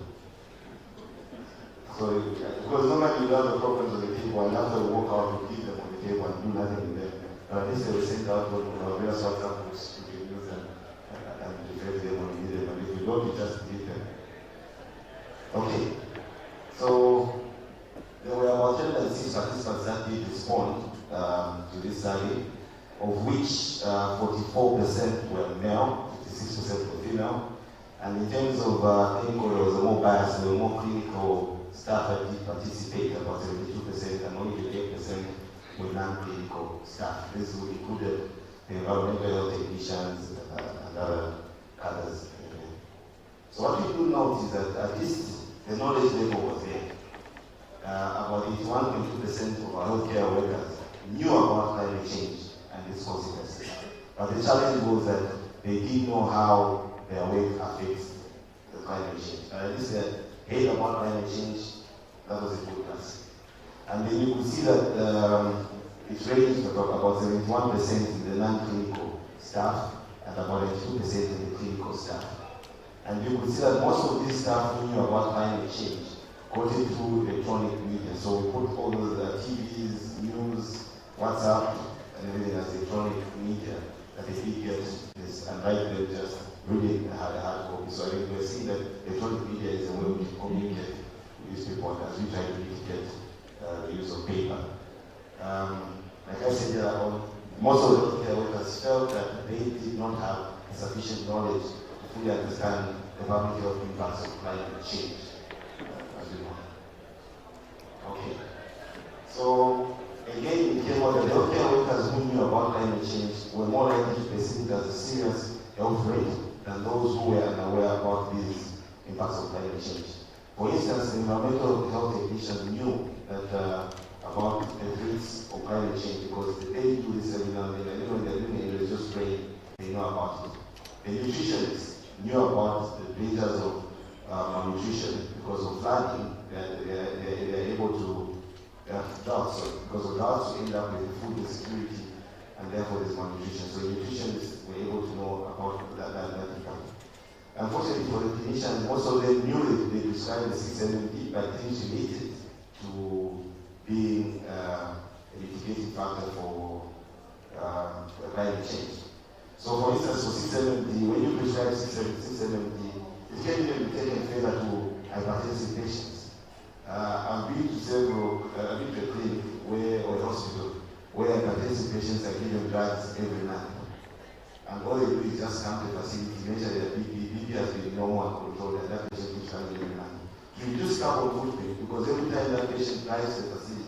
they're emitting carbon emissions on their car. They'll come in and you can give them a 3 months dispensation for their hypertensives. A 6 months dispensation for their use carbon footprint. If this AGM would have been online, who would have spent a lot of time on the road and would have reduced the carbon footprint? So those are some of the advantages that are coming into the digital world. We have the Zoom platforms or the online digital meetings that we're having. They are also trying to mitigate by reducing the carbon footprint because they're not going to move around in the midst of most of the carbon emissions that we have. So, we also use that healthcare was really approaching about climate change. We want to also consider the department as concerned about climate change. Like I said, especially for the environmental emissions, they consider the department quite to be concerned about climate change. And also the perception that was also significantly more common among healthcare workers who obtained information from the electronic media. Like I said earlier, most of the information that healthcare workers had was from the electronic media and the digital, the hard copy paper that they use. Of note, and one of the findings that I just wanted to highlight because I was given just 7 minutes, is that none of the healthcare workers had any training or even a workshop that concerned climate change that they had attended. All of it they just read or read about it in other areas. And therefore, you understand why most of them could not relate to the impacts of climate change to the health sector. So in conclusion, a significant proportion of healthcare workers were able or were aware about climate change and its impact, but most of them reported lack the necessary knowledge to address these impacts. We recommended that healthcare workers may benefit from a more comprehensive curriculum or structured approach towards climate change and its impact on health. I think one of the things that they can recommend to the ministry is that I think a certain percentage of the health budget should be targeted to just addressing climate change and its impact on health. And I think if we did train this sub-study that we do, this pilot or study that we try to get information on, will serve as a starting point to engage healthcare workers in addressing climate change and perhaps even broader environmental issues in relation to public health. So, limitations, I think we can't generalize this study to other areas. We need a bigger study that will be able to give us this knowledge now. Thank you to the respondents and the response to participate in this study and thank you for the opportunity to share this study. Thank you.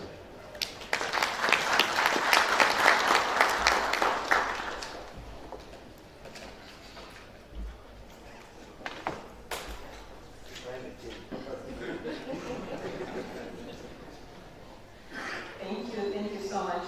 We will now have Soneji Diagnostics to give us a short message.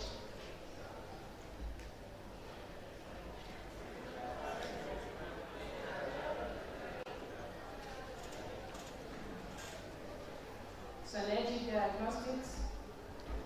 Okay.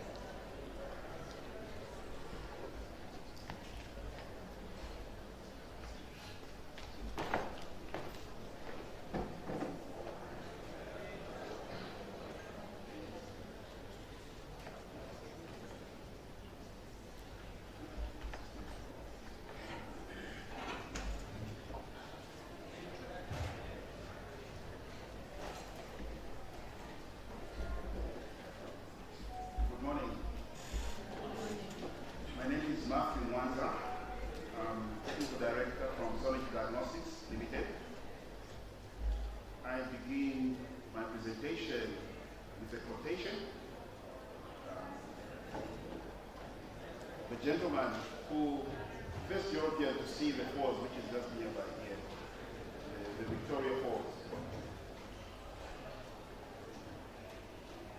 Okay.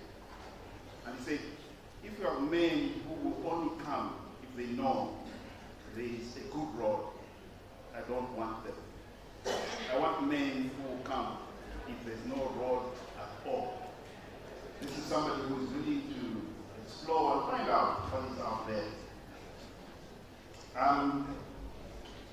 With Solid Diagnostics Limited, and our ethos as Solid Diagnostics Limited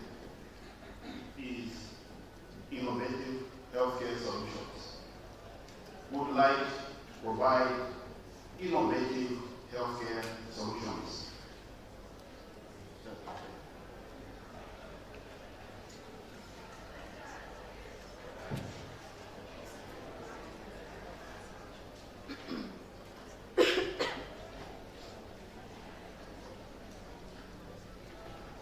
Would like to impact healthcare with innovative technology and as a solution.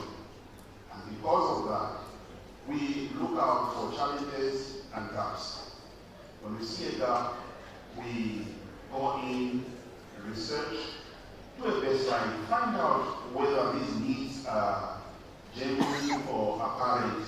If we establish it's a genuine need, then we will move to motivate the Ministry of Health for specific solutions. One of the solutions that we provide as Solid Diagnostics Limited is a Holter. This is an ECG monitor that will give you 7 days monitoring max.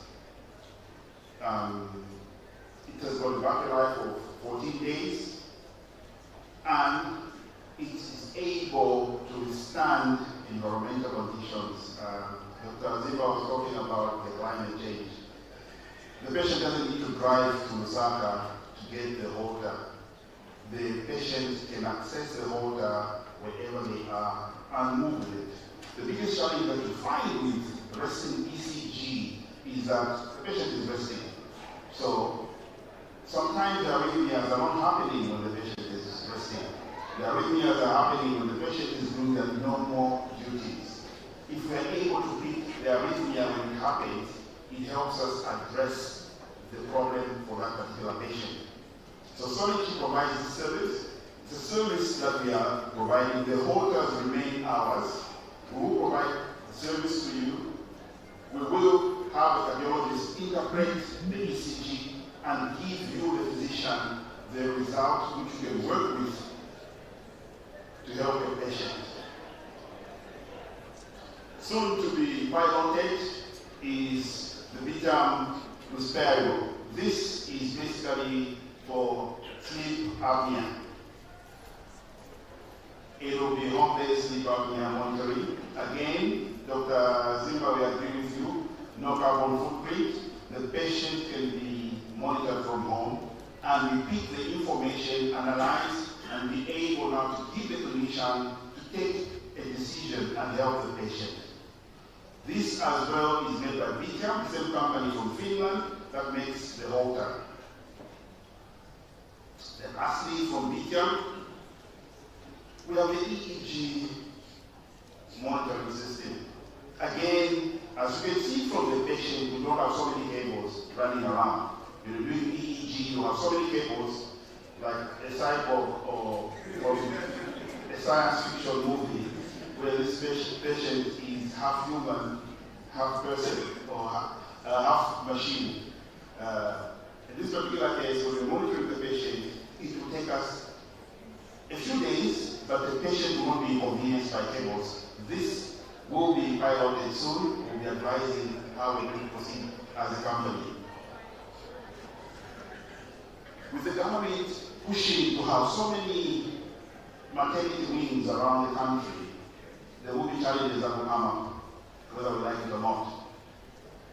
Somebody presents to you the bubble CPAP machine. This is an ecosystem that will be able to ventilate effectively a patient without necessarily having the complication of intubation in the tracheal tubes for the baby. This is for neonates. It's basic. It doesn't require high-skill specialization. It takes us 5 minutes to set up, and we need a day to train the end users. We can train up to the nurse and medical officer who is at the facility. Since we have a proliferation of delivery centers, it means we are going to have children that will be in respiratory distress. How are we going to address their needs? Are we going to transport them? Dr. Zimba will say carbon footprint will go up. If we can address the problem at their facility, this is the solution. This is our plan as Solid Diagnostics Limited. Going forward, I only have 10 minutes. Whatever we supply you with, we will support. We will not dump anything on you. If we supply you with the universal anesthesia machine, we will stand with it through its lifespan. If we supply you with the halter, we will stand with it because we don't have any other country to go to. We need to build capacity within this nation. If you cannot see our footprint today, listen out to our footsteps. We are on our way. We are coming in your direction. Sorry, that nonsense.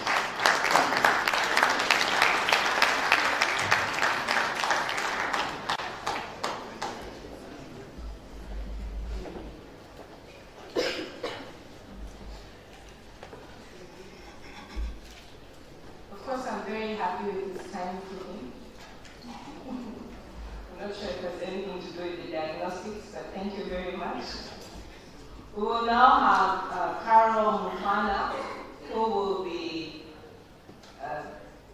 giving us a talk on UK HTA climate change impact on healthcare workers. So let's learn some more about that.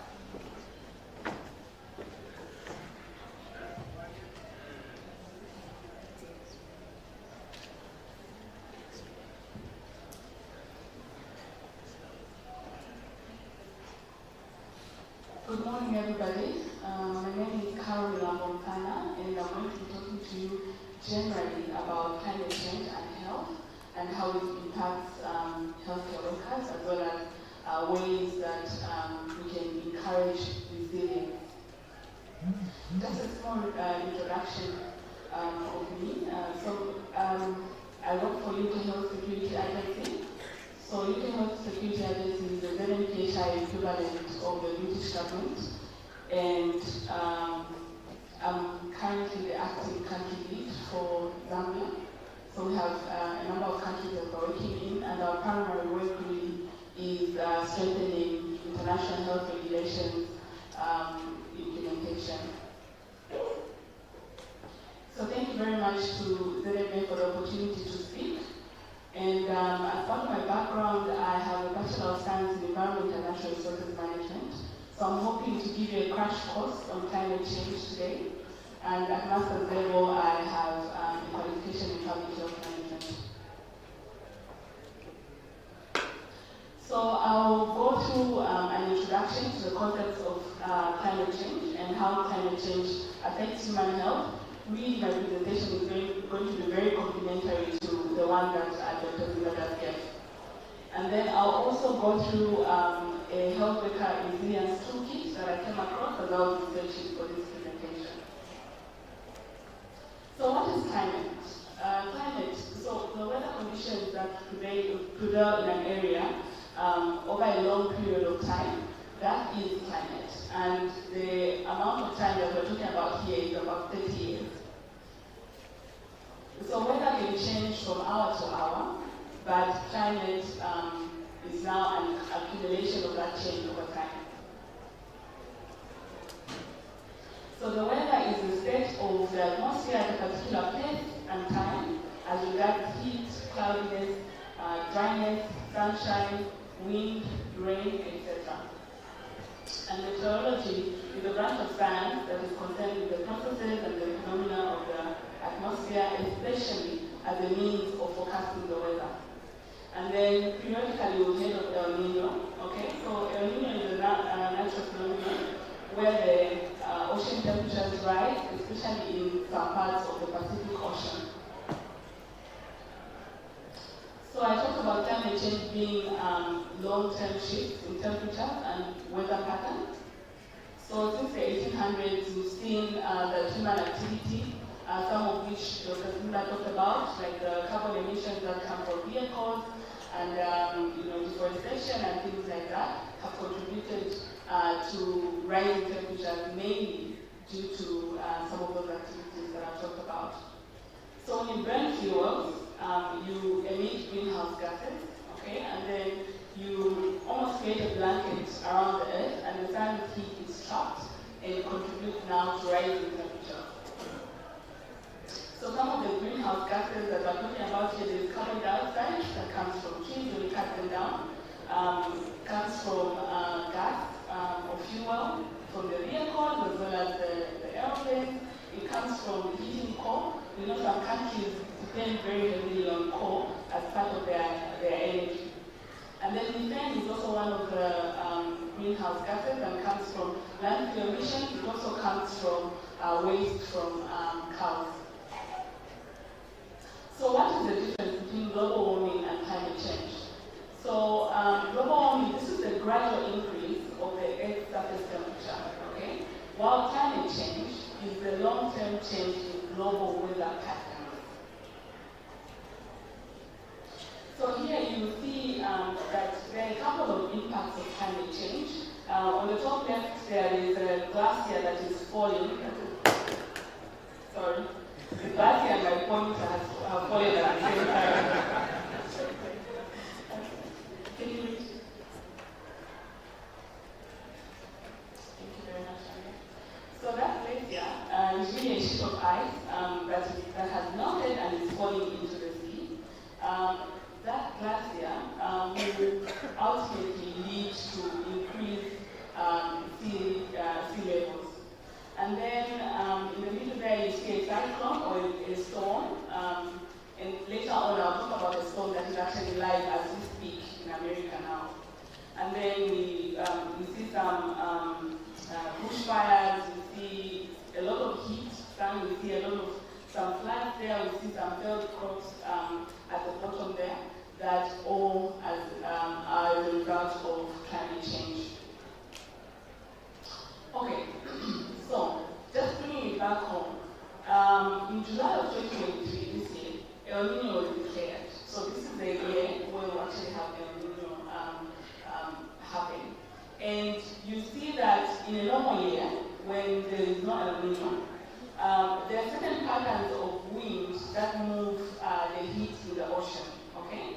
So when there is no El Nino, the heat in the ocean is moved towards Australia, okay? But in an El Nino year, you see that the heat actually moves back towards South America from Australia.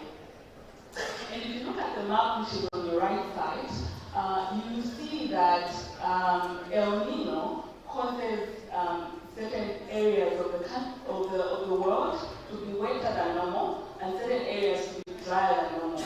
And I know that this map is very, very small, but if you are able to zoom in, you actually see that southern parts of Zambia will be affected by El Nino, will most likely be affected. I think the chance is about 90%.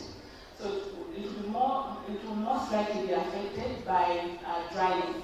So we expect less rainfall this year, especially in the southern parts of the country. So now what does this mean?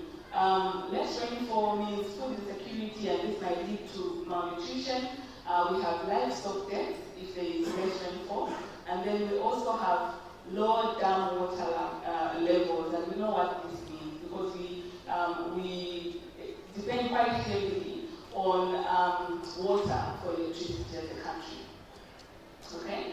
Then sanitation and hygiene, we expect this to be affected as well. Okay? So this is a live occurrence. So currently we have Hurricane Hillary, which is almost hitting the California coastal area of the United States of America. And again, just to go back to the El Nino, so you see that there's quite a lot of heat that goes towards South America and up towards North America. That then brings about the El Nino conditions that we the storms that we are seeing, like the one that is live today, and is expected to hit America and this coast over the next few days. So there's been a correlation between global warming and the occurrence of El Nino. So you will find that in the next few years, we experience more frequencies of El Nino. Okay, so now just taking it back to the adverse health effects of climate change. So when there is climate change and variability, obviously the weather changes within a given area, and then those changes, they contribute to certain factors such as air nutrition concentration and distribution, pollen production, this might increase, and then there is microbial contamination and transmission, crop yield, as well as coastal flooding and coastal aquifer salinity. So this is like where water is a bit more salty than we expect it to be. So some of these factors and types to climate change and increasing temperatures would contribute to heat-related illness and death. It would also contribute to extreme weather-related health effects. Okay, so extreme weather can also get into things such as flooding and drought. They also affect air pollution-related health effects and allergic diseases as a result of pollen production. They also affect infectious diseases such as water and foodborne ones. Cholera might increase, for instance. Oh, I see a time up there. Okay, I'll make it real quick. 1 minute. Okay. So how does this impact the healthcare workers? So disasters are quite stressful in that the health worker is trying to save the patient, but at the same time, if it's in a flood, for instance, they are also affected by that particular flood, and perhaps their families are also affected. So this might lead to physical exhaustion. We know that there's a shortage of health workers in our health facilities. So it means that there's going to be more demand on you as health workers. But then also we see that there will be effects on mental health, including increased rates of burnout, anxiety, and depression among health workers. Now, this is the toolkit that I was talking about. So there are certain things that can be done for health workers that can help with making them a bit more resilient in the face of climate change. So this toolkit talks about wellness. How can you contribute to health worker wellness? Education, which was highlighted in Dr. Zimba's research. Ensuring that health workers have the adequate resources to cope with the challenge that they have ahead, as well as communication. So I'll just hone in lastly on education. What can we do? Okay. So there are 3 phases that we can tackle education from. So there's the pre-disaster phase, before we have our flood or before we have our drought. The mid-disaster phase, in the midst of the flood, as well as afterwards. Okay? So there are certain things that we can learn there, and there are certain things that health workers can be taken to during those times. I know these presentations will be shared later on, so you'll be able to look at the details.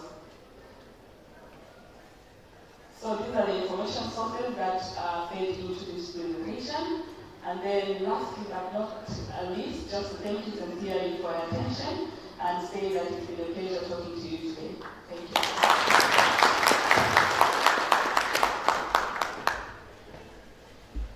Thank you very much for that crash course. We are going to have Shalina presenting a message to us. Shalina, ready?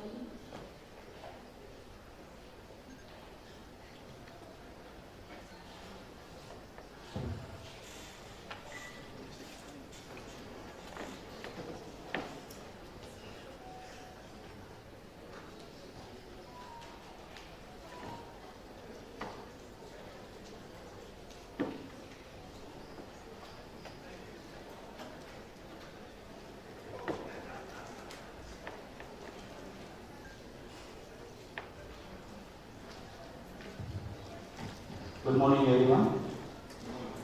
My name is Harshad. I'm a Chief Product Manager for Shalina Pharmaceuticals Zambia Limited.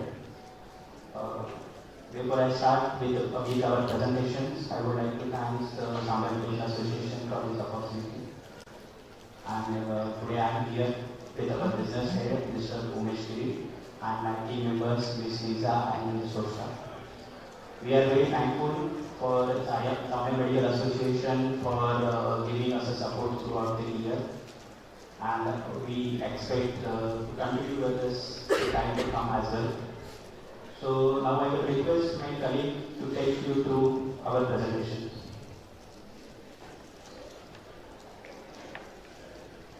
Good morning, everyone. It's a pleasure to see you again this year. So my name is Lisa from Shalina Pharmaceuticals.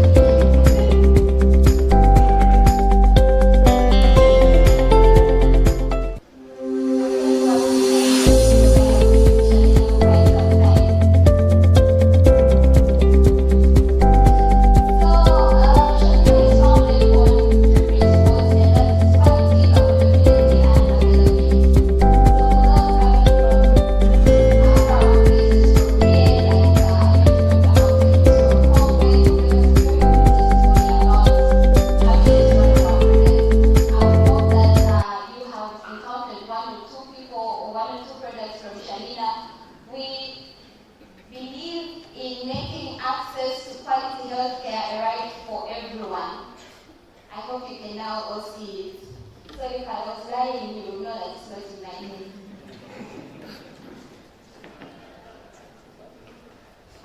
Yes, so our purpose as Shalina Pharmaceuticals is to make access to quality healthcare a right for everyone, so they can lead a healthy life. Healthcare not just in medicine, but generally the well-being of everyone.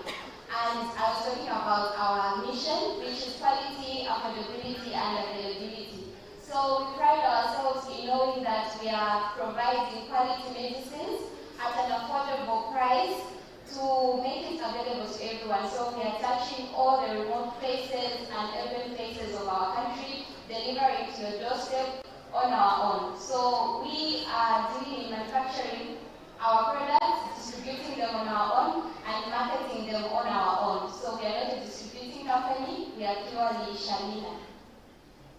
Did I talk about our vision? So our vision, yes, is to be #1 champion in healthcare. So we want to be one of the leading brands, not just in Africa, but across Africa as well. And our unique footprint is that we have 62 depots across our markets. We are present in over 21 countries, not just in Zambia, over 21 countries. Some showing on your screen there. So we are present in DRC, Czech African Republic, Zambia, Angola, Nigeria, Kenya, just to mention a few. And we have over 2,500 employees across all these countries. So if you check, this is just some of our key milestones from the time Shalina was born to date. And we pride ourselves in having leading brands in different therapeutic areas, some of which are anti-infectives, respiratory pain management, anti-malarial, derma, as well as consumer, gastro, and diabetic. So our strength really lies in our brands. Some of the brands you have encountered or interacted with, so we are not limited to what is displayed here today, but as you interact with us, you'll be able to come across different products, and we are hopeful that we are expanding our product range in the coming years. So you might know brands like Ibuka. This is our ibuprofen, paracetamol, and caffeine combination. We also have Rufedo. This is our diclofenac and paracetamol combination. So these are some of our champion brands in the pain management therapy, and we are also a leading company in antacids. So this is our polygel, which is one of our biggest brands as well for hyperacidity, heartburn, and any gastro-related conditions. And then the shout-out, some of you who do pass-through town on a daily basis might have seen a number of vendors selling the shout-out lozenges. So do pass through after clapping and cheering. You can pass through and clear your throat with our shout-out lozenges. With your brand daily dose of happiness for our C-Vites, which is the leading brand of vitamin C. So 1 tablet, chewable twice a day. We'll give you one so you can taste. So not just that, we know we do talk about products that we are marketing and supplying. We also pride ourselves in customer relationships. So our unique business model is our own selling distribution. So we have, I earlier mentioned, 62 depots across Africa. Then we also deal directly with our wholesalers and the retail customers, as well as institutions. That's our hospital business. We also have a wide coverage of doctors, not just here at the conference, but in our day-to-day work. Midwives and nurses are also included, as well as pharmacists. So we are not just into selling, we also want to learn. We want to learn from you. We have 1 or 2 things to share. So we are customer and consumer centricity. In that we mean we have Shalina Learning Centers. We have programs like Shalina Rising Stars, which we hope to introduce here in Zambia very soon. We also have Shalina Young Talent Awards. So conference participations, we have webinars which you might have participated in at one point or the other. We also conduct health camps, be it during Child Health Week or the under 5 clinics in different hospitals, as well as inspection camps in the NCH clinics. So besides that, we would also like to share with you today that we are doing our in-house manufacturing. So not just in India, we also have our own manufacturing plants in Nigeria as well, and hopefully soon in Zambia with your support. And we also believe in quality system and pharmacovigilance to make sure that you get good quality from you, the prescribers, to the end user as well. So we thought we could take an opportunity to also talk about Shalina Academy, which is some of the projects that we are working on to build a digital platform for healthcare professionals.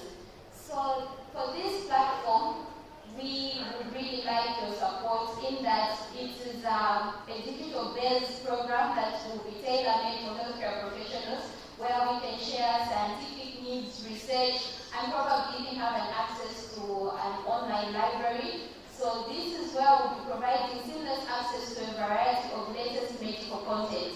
But it's not for Shalina to make and say, okay, ladies and gentlemen, this is what we have. We want your feedback on what you would like to have on that platform, because ultimately it's used by everyone here. So what will Shalina Academy mean for our healthcare professionals?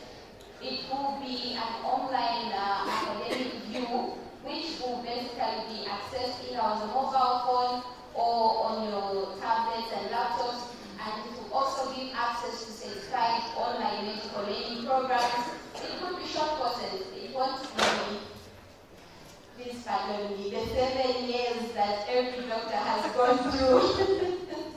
So they will be very brief and short. And they will be convenient for everyone to do at their convenient time, and once you are done, you get a certification for that. So we are in contact with different stakeholders or key decision makers in the different associations, just to knock on your door and present our proposal, and you could hear us out and give advice on one or two things. So this will also result in better patient outcomes, because it will be a two-way learning, and it will also be a great milestone for us. So the modules will be available online, and it will be easy to navigate, and it will be customized to your preference. So other than that, it will be a one-stop medical education center. Thank you very much. I look forward to seeing you outside and to seeing you next year as well.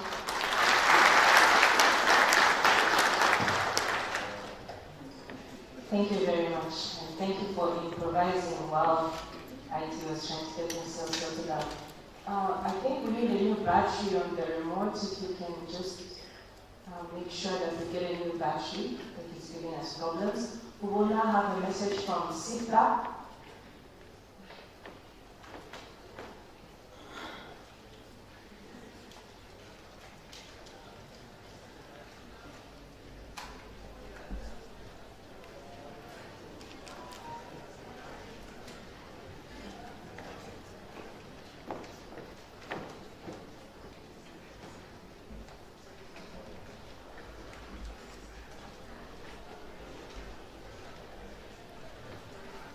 Good morning.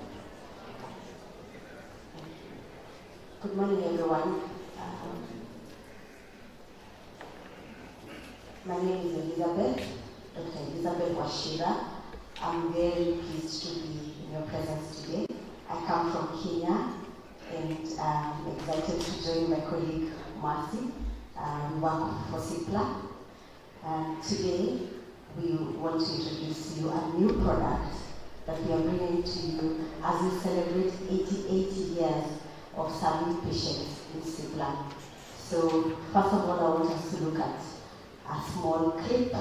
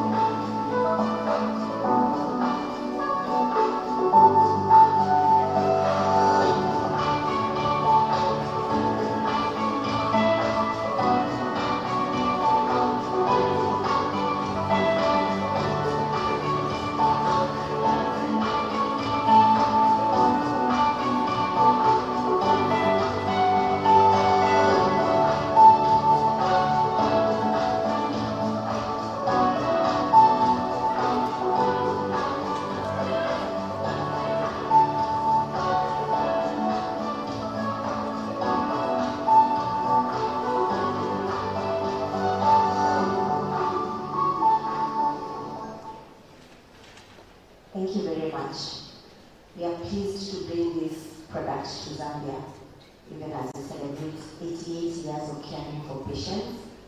And my first slide is to urge us to take a leap for our patients. I'm not sure, but I can go straight to my presentation. So we take a leap for our patients. It's not working. Okay, with the MAPS technology on Isomark. Why are we talking about Isomark MAPS? We have had enteric coated tablets in the market, but today we want to introduce to you the multi-pellet unit system. That is what it means to have a MAPS technology. So I'll skip to slide 9. And this is exactly what I'm talking about. Pellets that are compacted to form a tablet.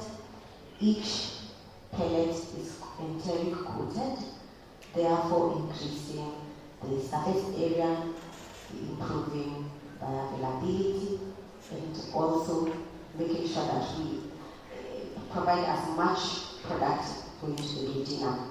I'll show you the difference. Here you can see this is your normal enteric coated tablet with excipients. There, the API with a protective layer, and then once it gets to the gastric environment, the acid works on it and disintegrates the tablet, and you can see the available ingredients or the available API is denatured by the acid, and therefore the API that ends at the duodenum where it works is less. Okay? Compared to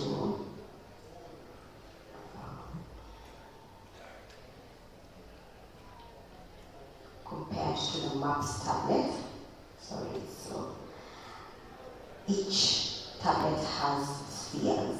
Each of those spheres are coated with an enteric coated, and these spheres contain the API.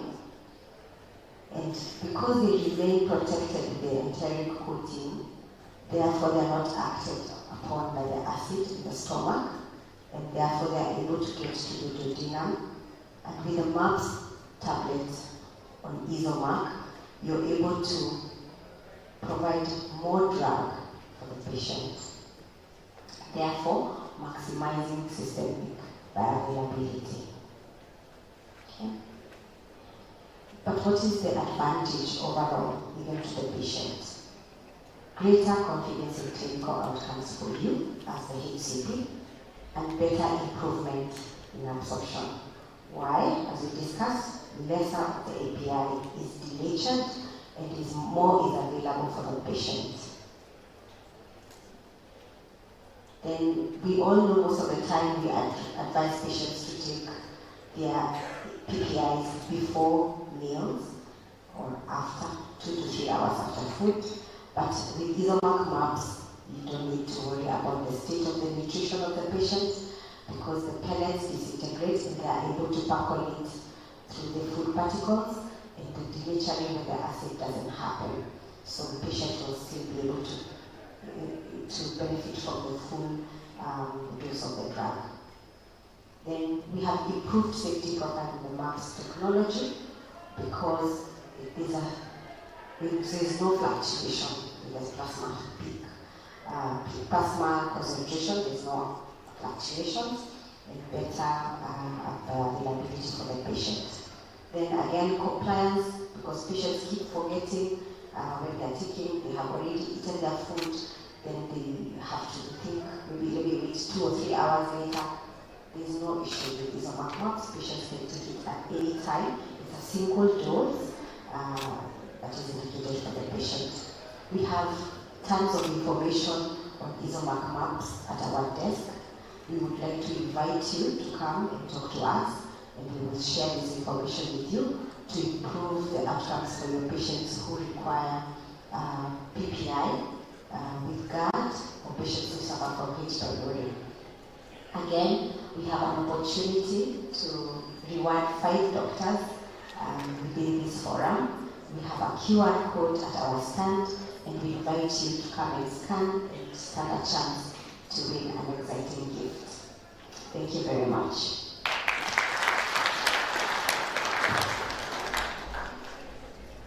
Thank you very much. I encourage you to go to their stand because they kept time. We will now have a message from Public Service Microfinance. I hope you are ready.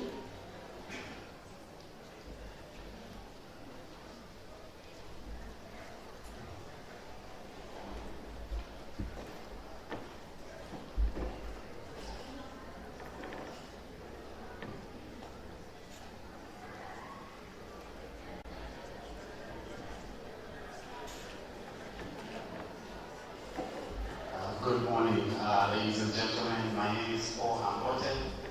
I am the Chief Information Officer for the Public Service Microfinance Company. But before I go into my discussion, I'll allow my colleagues from the IT department to just play a short video of the company, and then I'll go into detail of what we do as a company.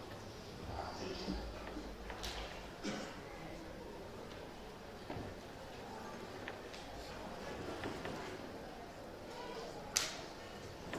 When I see there's no sound, the company was established in March 2013.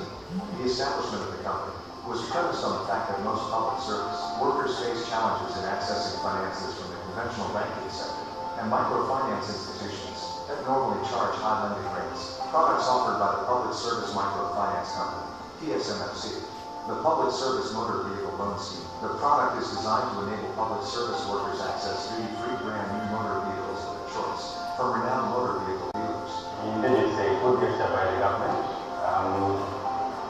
I got an Isuzu from Action Auto, and it has helped me a lot in terms of my work, official work, as well as my family life.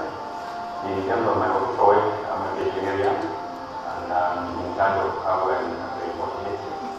So our work demands that when we get a report of a suspected outbreak of the disease, we are on site as soon as possible. Public Service Agricultural Asset Plus Loan Scheme. The product is designed to enable public service workers access agricultural assets from renowned suppliers.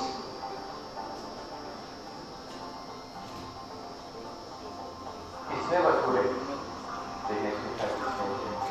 Okay, question I reached out at this moving each year. We have to prepare. I got a loan amounting to 46,000. I got a drip system, I got a generator, I got a tractor which was on with a plow and a tiller. I also got a pusher spray. The Public Service Microfinance Company. Thank you very much. So, as a company, we were established in 2013 with the primary mandate of providing affordable financial solutions to public service workers. We are a company that is 100% owned by the Zambian government. And as you could see from the video, we have a wide range of products that we offer. At inception, we primarily were launched with one product, which is a cash-based product. But we diversified our product offering to include asset-based products, and that is our focus going forward. And the reason we focus more on the asset products is because we believe that these are more of an empowerment type of product in nature. Because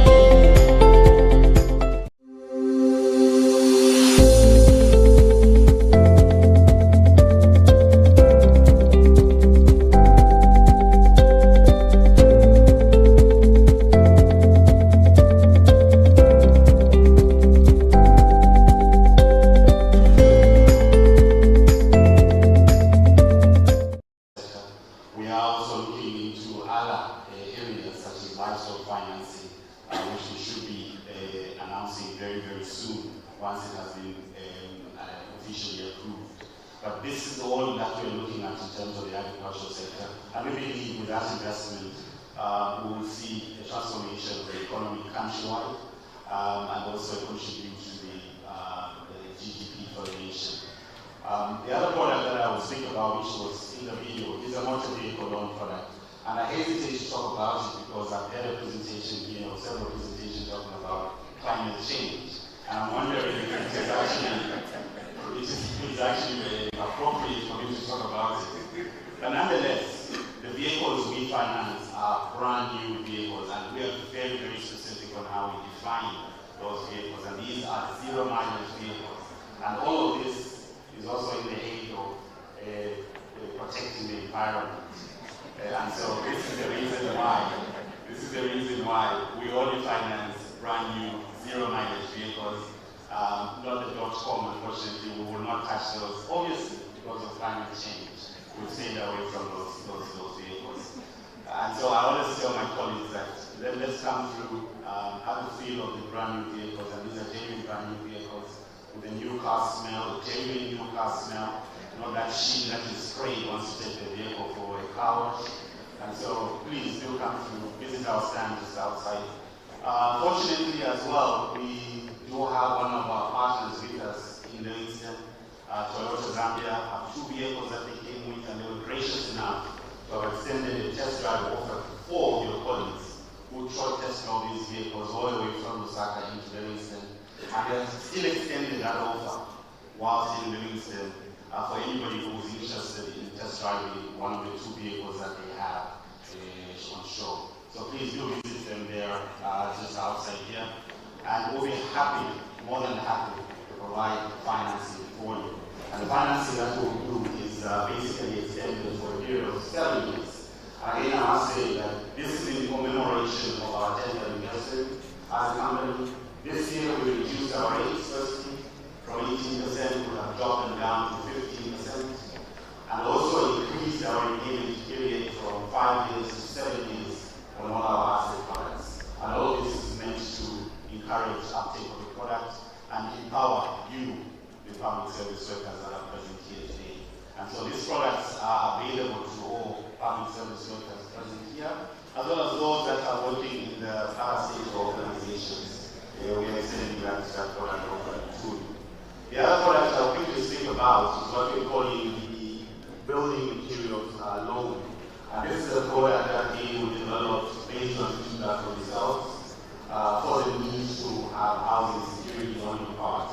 And so we introduced what we're calling the building material loan, essentially aimed at encouraging construction of your homes, renovation of your homes, and also look at an opportunity to invest in the real estate industry, and therefore that will generate some bit of revenue for you.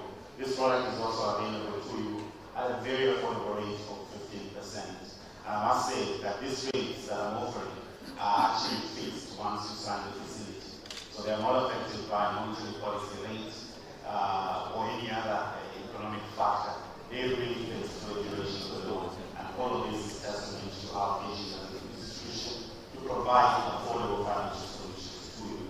And so I want to invite you all to join us at our stand, or you can reach us on our short call 228. We have officers who are ready and willing to answer your call and guide you to that new motor vehicle.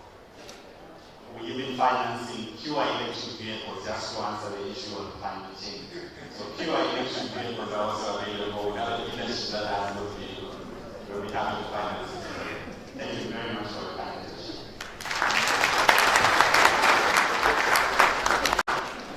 Thank you very much.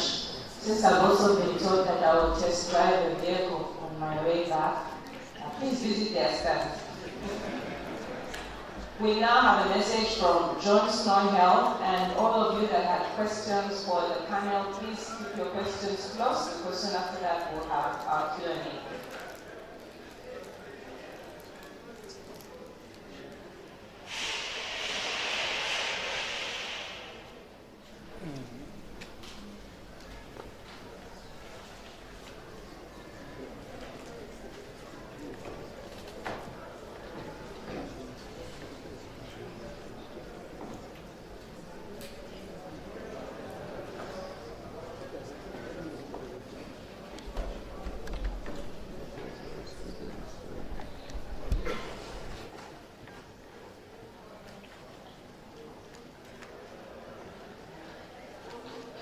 Thank you very much. I would like to say that I'm not the only one presenting. I have my colleagues, Terence and Jeremy, right there. They'll also co-present with me. We shall run through this quickly and just tune up and listen to what we have to say. I'm called Chris O'Pitt. I'm the Technical Director for a project which is funded by the USAID and managed by John Snow Health, JSI, and CHARS. The project is called Electronic Supply Chain Management Information Systems. And we are in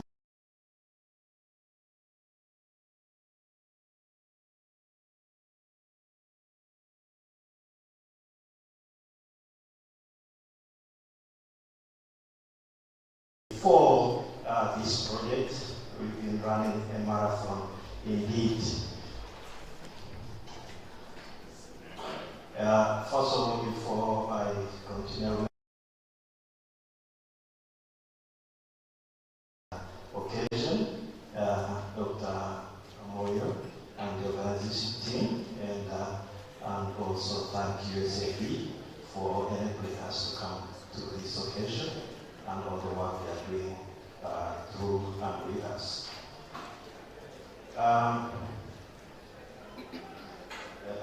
forgotten that I'm the one controlling. So this is a general overview. I'm going to run through this in about 5 minutes. That's the overview. I'm not going to go because you're all intelligent. You can read that.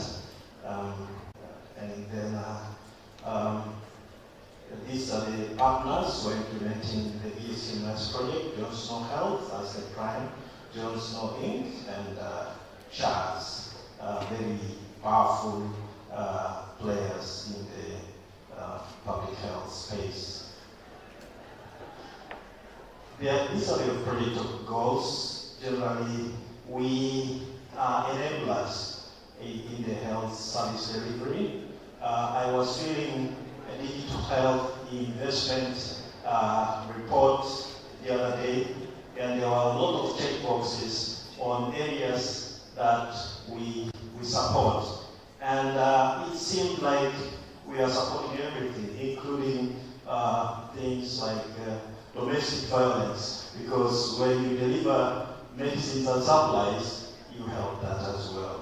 And that's our objectives. Our objective is to implement the next generation ESMIS, which is an ELMIS suite of applications, and also enable GRC, especially the medical association members here, to make independent, data-driven supply chain decisions.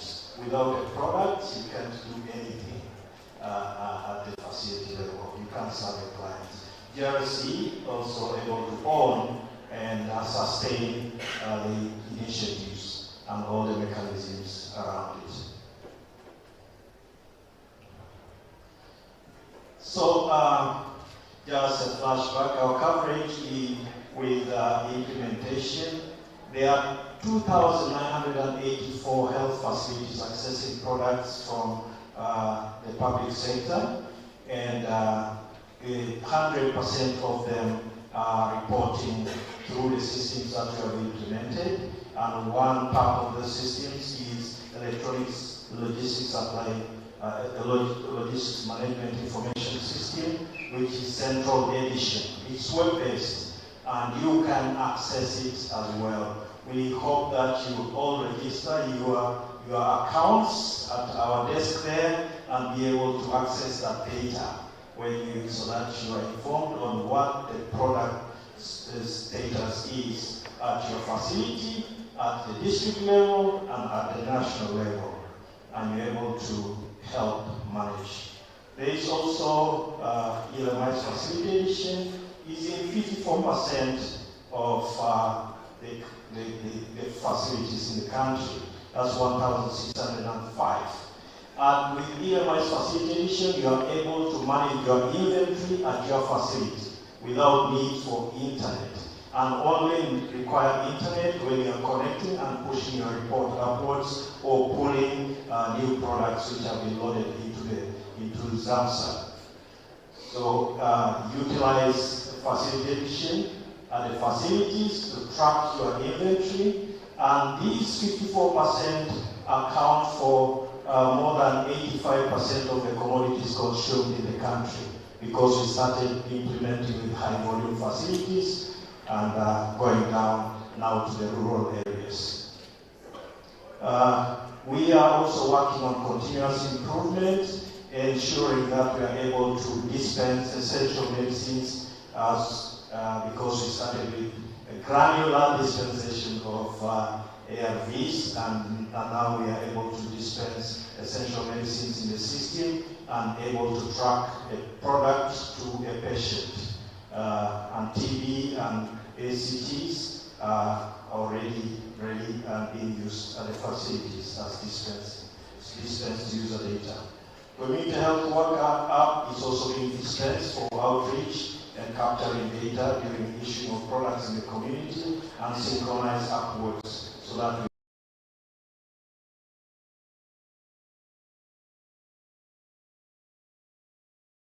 every month we are releasing a new version so that we have all the needs covered.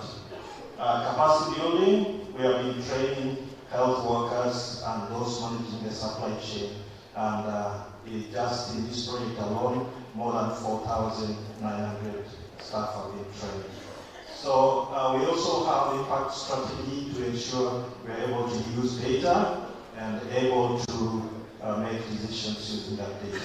So that's a map of the coverage. We are touching every part of the country, and we are not segregating anyone, and we are moving on despite the challenges. Those are the features of EMIS, comprising everything that you need in the supply chain, and also capacity to integrate with various systems. And we're now working on integrations with Smart Care and also all the warehouse management information systems.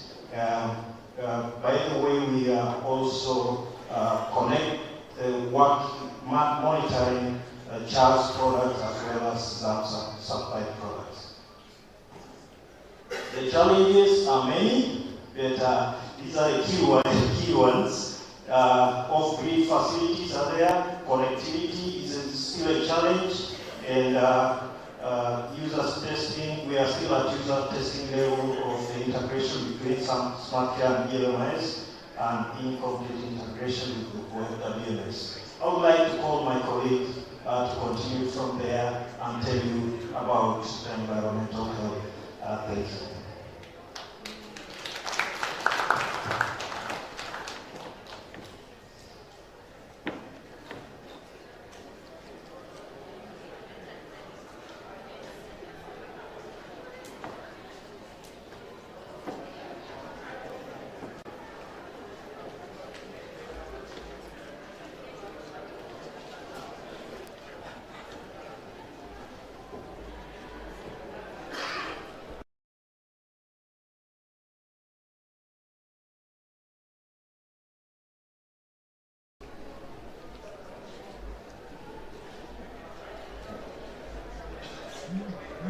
I'm trying to confirm if I have the correct presentation.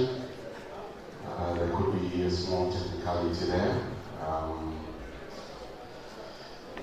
I've been duly notified that we have taken quite a lot of time, and so what I'll do is the technical team is getting us a presentation. I will get started to talk about what Johnson Health is doing on the Zambia Accessible Markets for Health project. This is also a USA-funded project, and it's working in 4 provinces in Zambia: Southern Province, Lusaka Province, Central Province, and Copperbelt Province. The focus of the Zambia project is to strengthen the capacity of the private sector to deliver high quality and improve access to services, products, and information, obviously aligning to the Ministry of Health.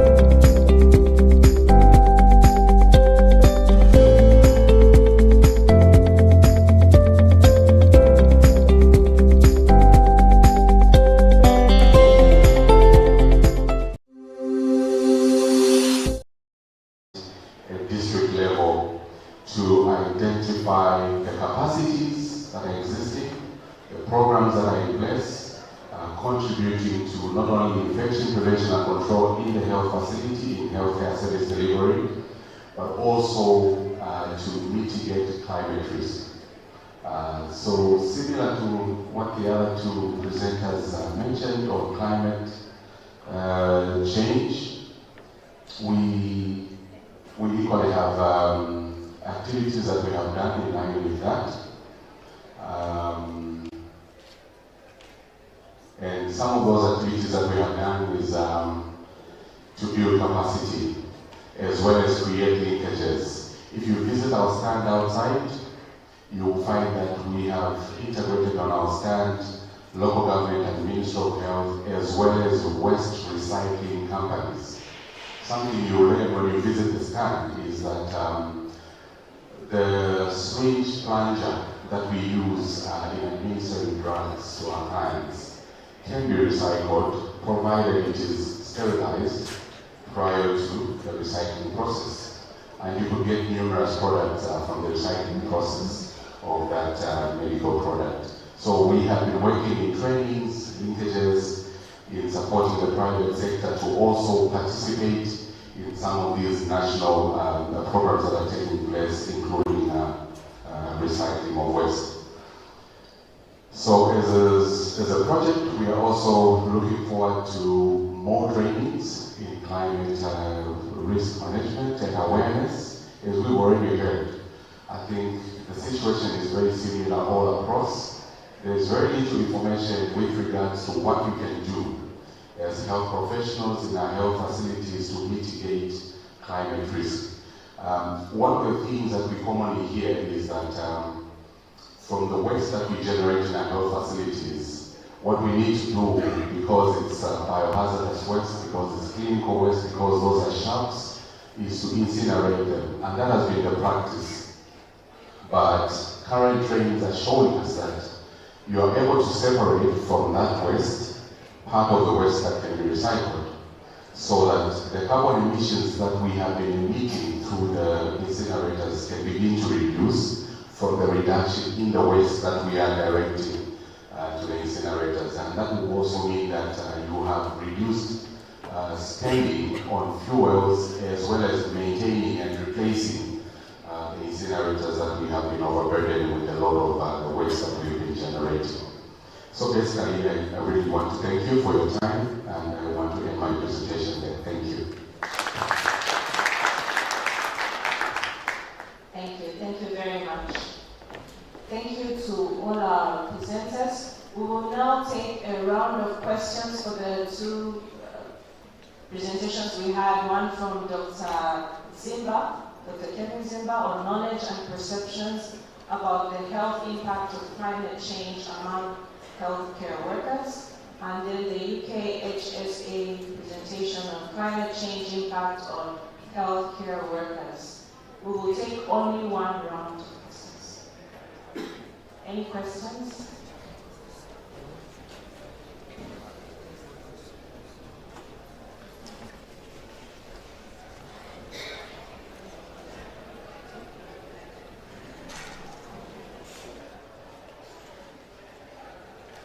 Thank you very much. My question goes out to Dr. Zimba. Wonderful presentation and very timely, looking at the times that we are currently in. On your, you mentioned as one of your limitations that about the generalizability of your results, but I think I just wanted to find out a bit more, seeing that you used an online questionnaire in 3 districts.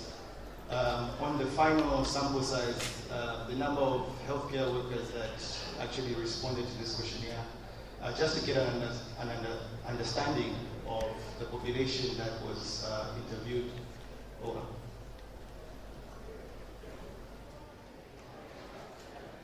Okay, there's another question over there, and the last 2 questions. Hello, good morning. Sorry, I was already given the mic. Oh, okay. I transferred it to you. Oh, there you are. Okay, all right. Question for Dr. Zimba. I'm sure what you presented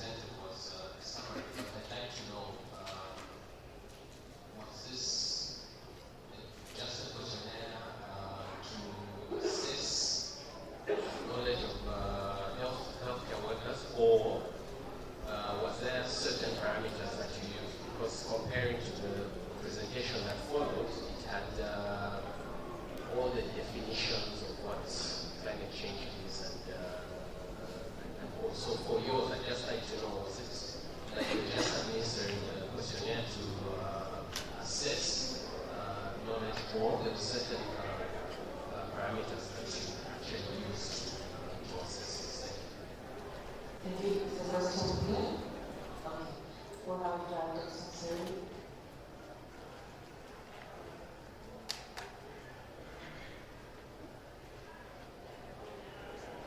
Good morning, panelists. My question goes to, sorry, I didn't get the name, but the lady presenter who was presenting on climate change. We know that in Africa, Africa is battling on two fronts. The first is on the climate change front, to try and keep up with global trends. But at the same time, we are also in our development growth, and we need to use some of these quote-unquote dirty mechanisms to produce primary energy. My question is around how then do we balance the need to look at climate change, especially here in Africa, considering that a lot of our people still don't have electricity, they don't have energy, even the Japanese vehicles we're talking about, those are driven by 99% of us, and will continue to be driven for the foreseeable future. So how are we balancing that need that has been identified, especially in the global north, with our realities here in Africa? I would have a hard time asking my grandmother in Amshakende to switch maybe to an electric stove or another more climate efficient mechanism when firewood is just outside her hut, and that's the most convenient way of generating energy for cooking and other needs. So it's really just around the pragmatism with these approaches and how they relate to where we are as a continent in that regard. Thank you. Thank you. Yes, the last two gentlemen. My name is Dr. Nawa. I'm an epidemiologist. My question goes to Dr. Zimba, relating to your the general validity of your study. You said you got them online. How did you select who to include in your study? Okay, because that has a strong bearing on the internal validity of the findings. There are very high levels of reports that you are saying 70, 80%, 90%, and so on. So I think that's the red flag that I saw in your data in terms of the internal validity. If you respond to that. Thank you. Good morning.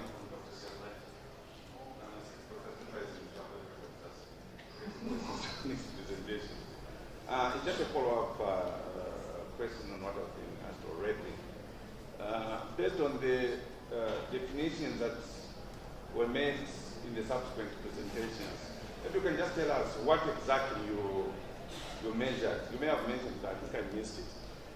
What did you measure? Because you looked at two dimensions, knowledge and perceptions. So on the knowledge aspect, what exactly did you measure and how? I think it was not clear. Then I saw a number of competence intervals. I didn't understand what they related to. Maybe just it's an interesting study, but maybe could explain a bit on the methodology. Thank you. Thank you. Are the questions clear? Okay. I think also, go ahead. Please be brief in your answers. Thanks for saying. So, thank you very much. I think the best way to try and answer.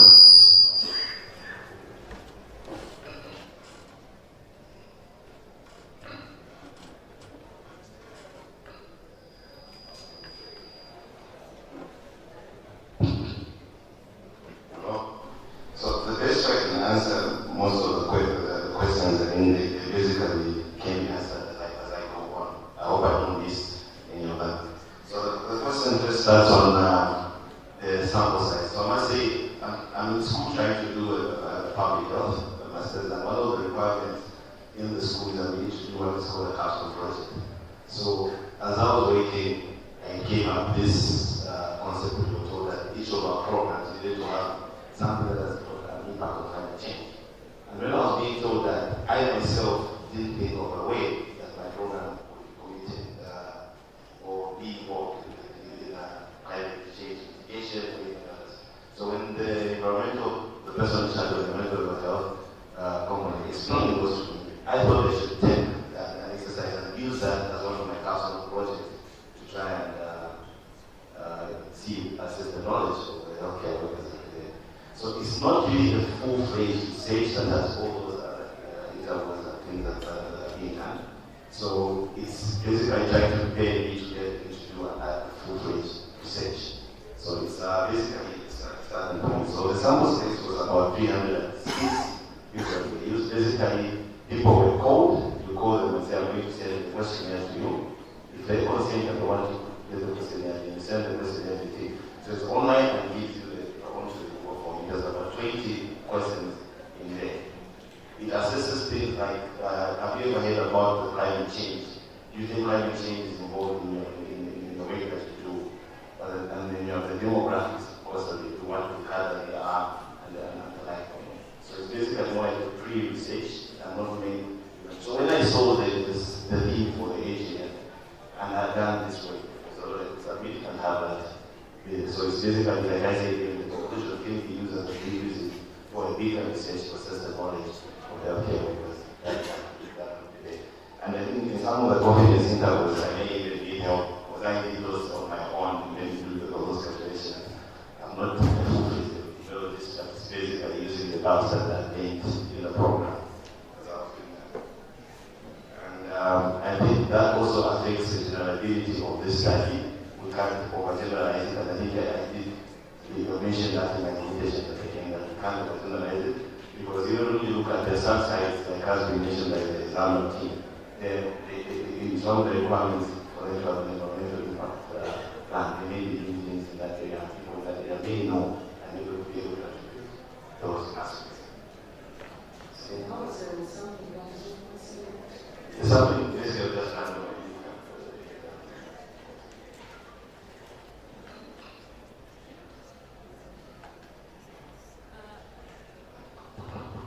Thank you very much for those questions. And as a fellow Zambian, I understand where you're coming from. I understand that my grandmother has a similar struggle.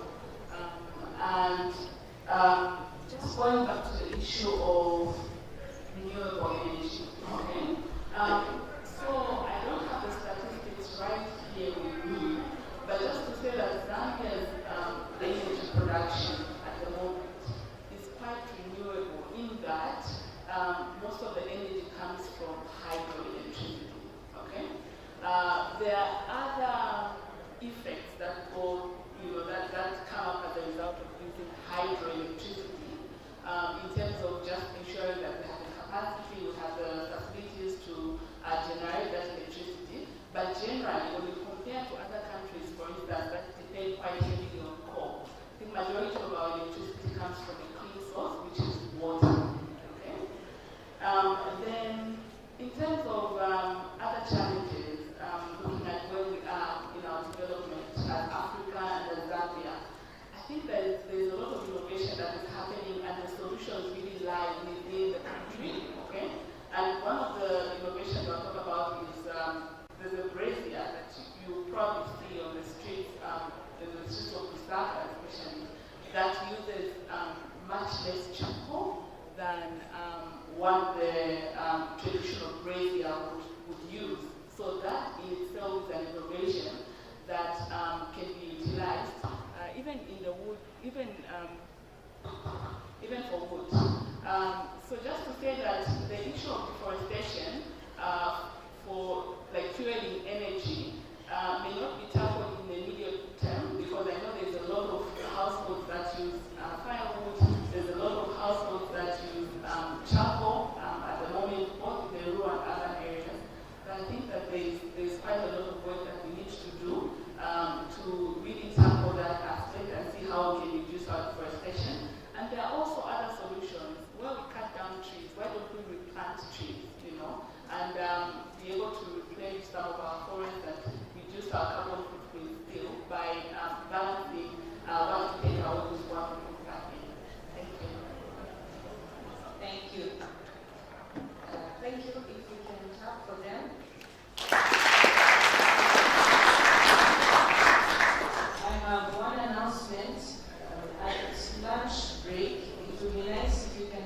register for the boat cruise. There will be a boat cruise at Lake Livingston, and it will be at 16:30.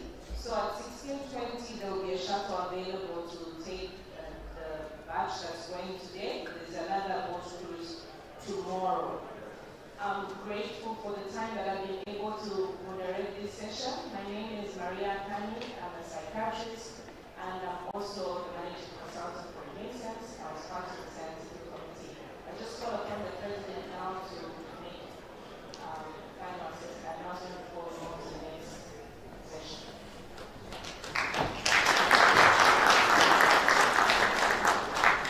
Thank you so much. I think again, I appreciate our speakers and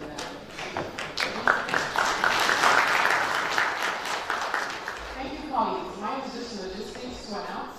As we are aware, our head of state is expected as our guest of honor. This entails the security wings to conduct clearance and have a few processes before his arrival. So as you noticed, we had to switch through a number of scheduled presentations, and I really appreciate our presenters for understanding. In view of this, we are being asked to clear the hall. The cabinet and security wings will conduct clearance in the hall, and we're not allowed to re-enter until after lunch. We apologize, we had to postpone our health break. That is taken note of. So we will now go for lunch. We advise not to carry much on our person when we come back. Ladies' handbags, if we can, keep them slim. There will be security at the entrances. Please may we follow advice given. We'll have ushers telling us how we're seated and where to be seated. Also, advice is that if we can follow guidance. So obviously there will be security clearance and guidance given. All of us will have to simply follow as advice is given. Now, on the schedule, we were due to have breakaway sessions before his arrival. Because of the 2-hour security clearance, we will have to have this tomorrow morning. And I apologize to the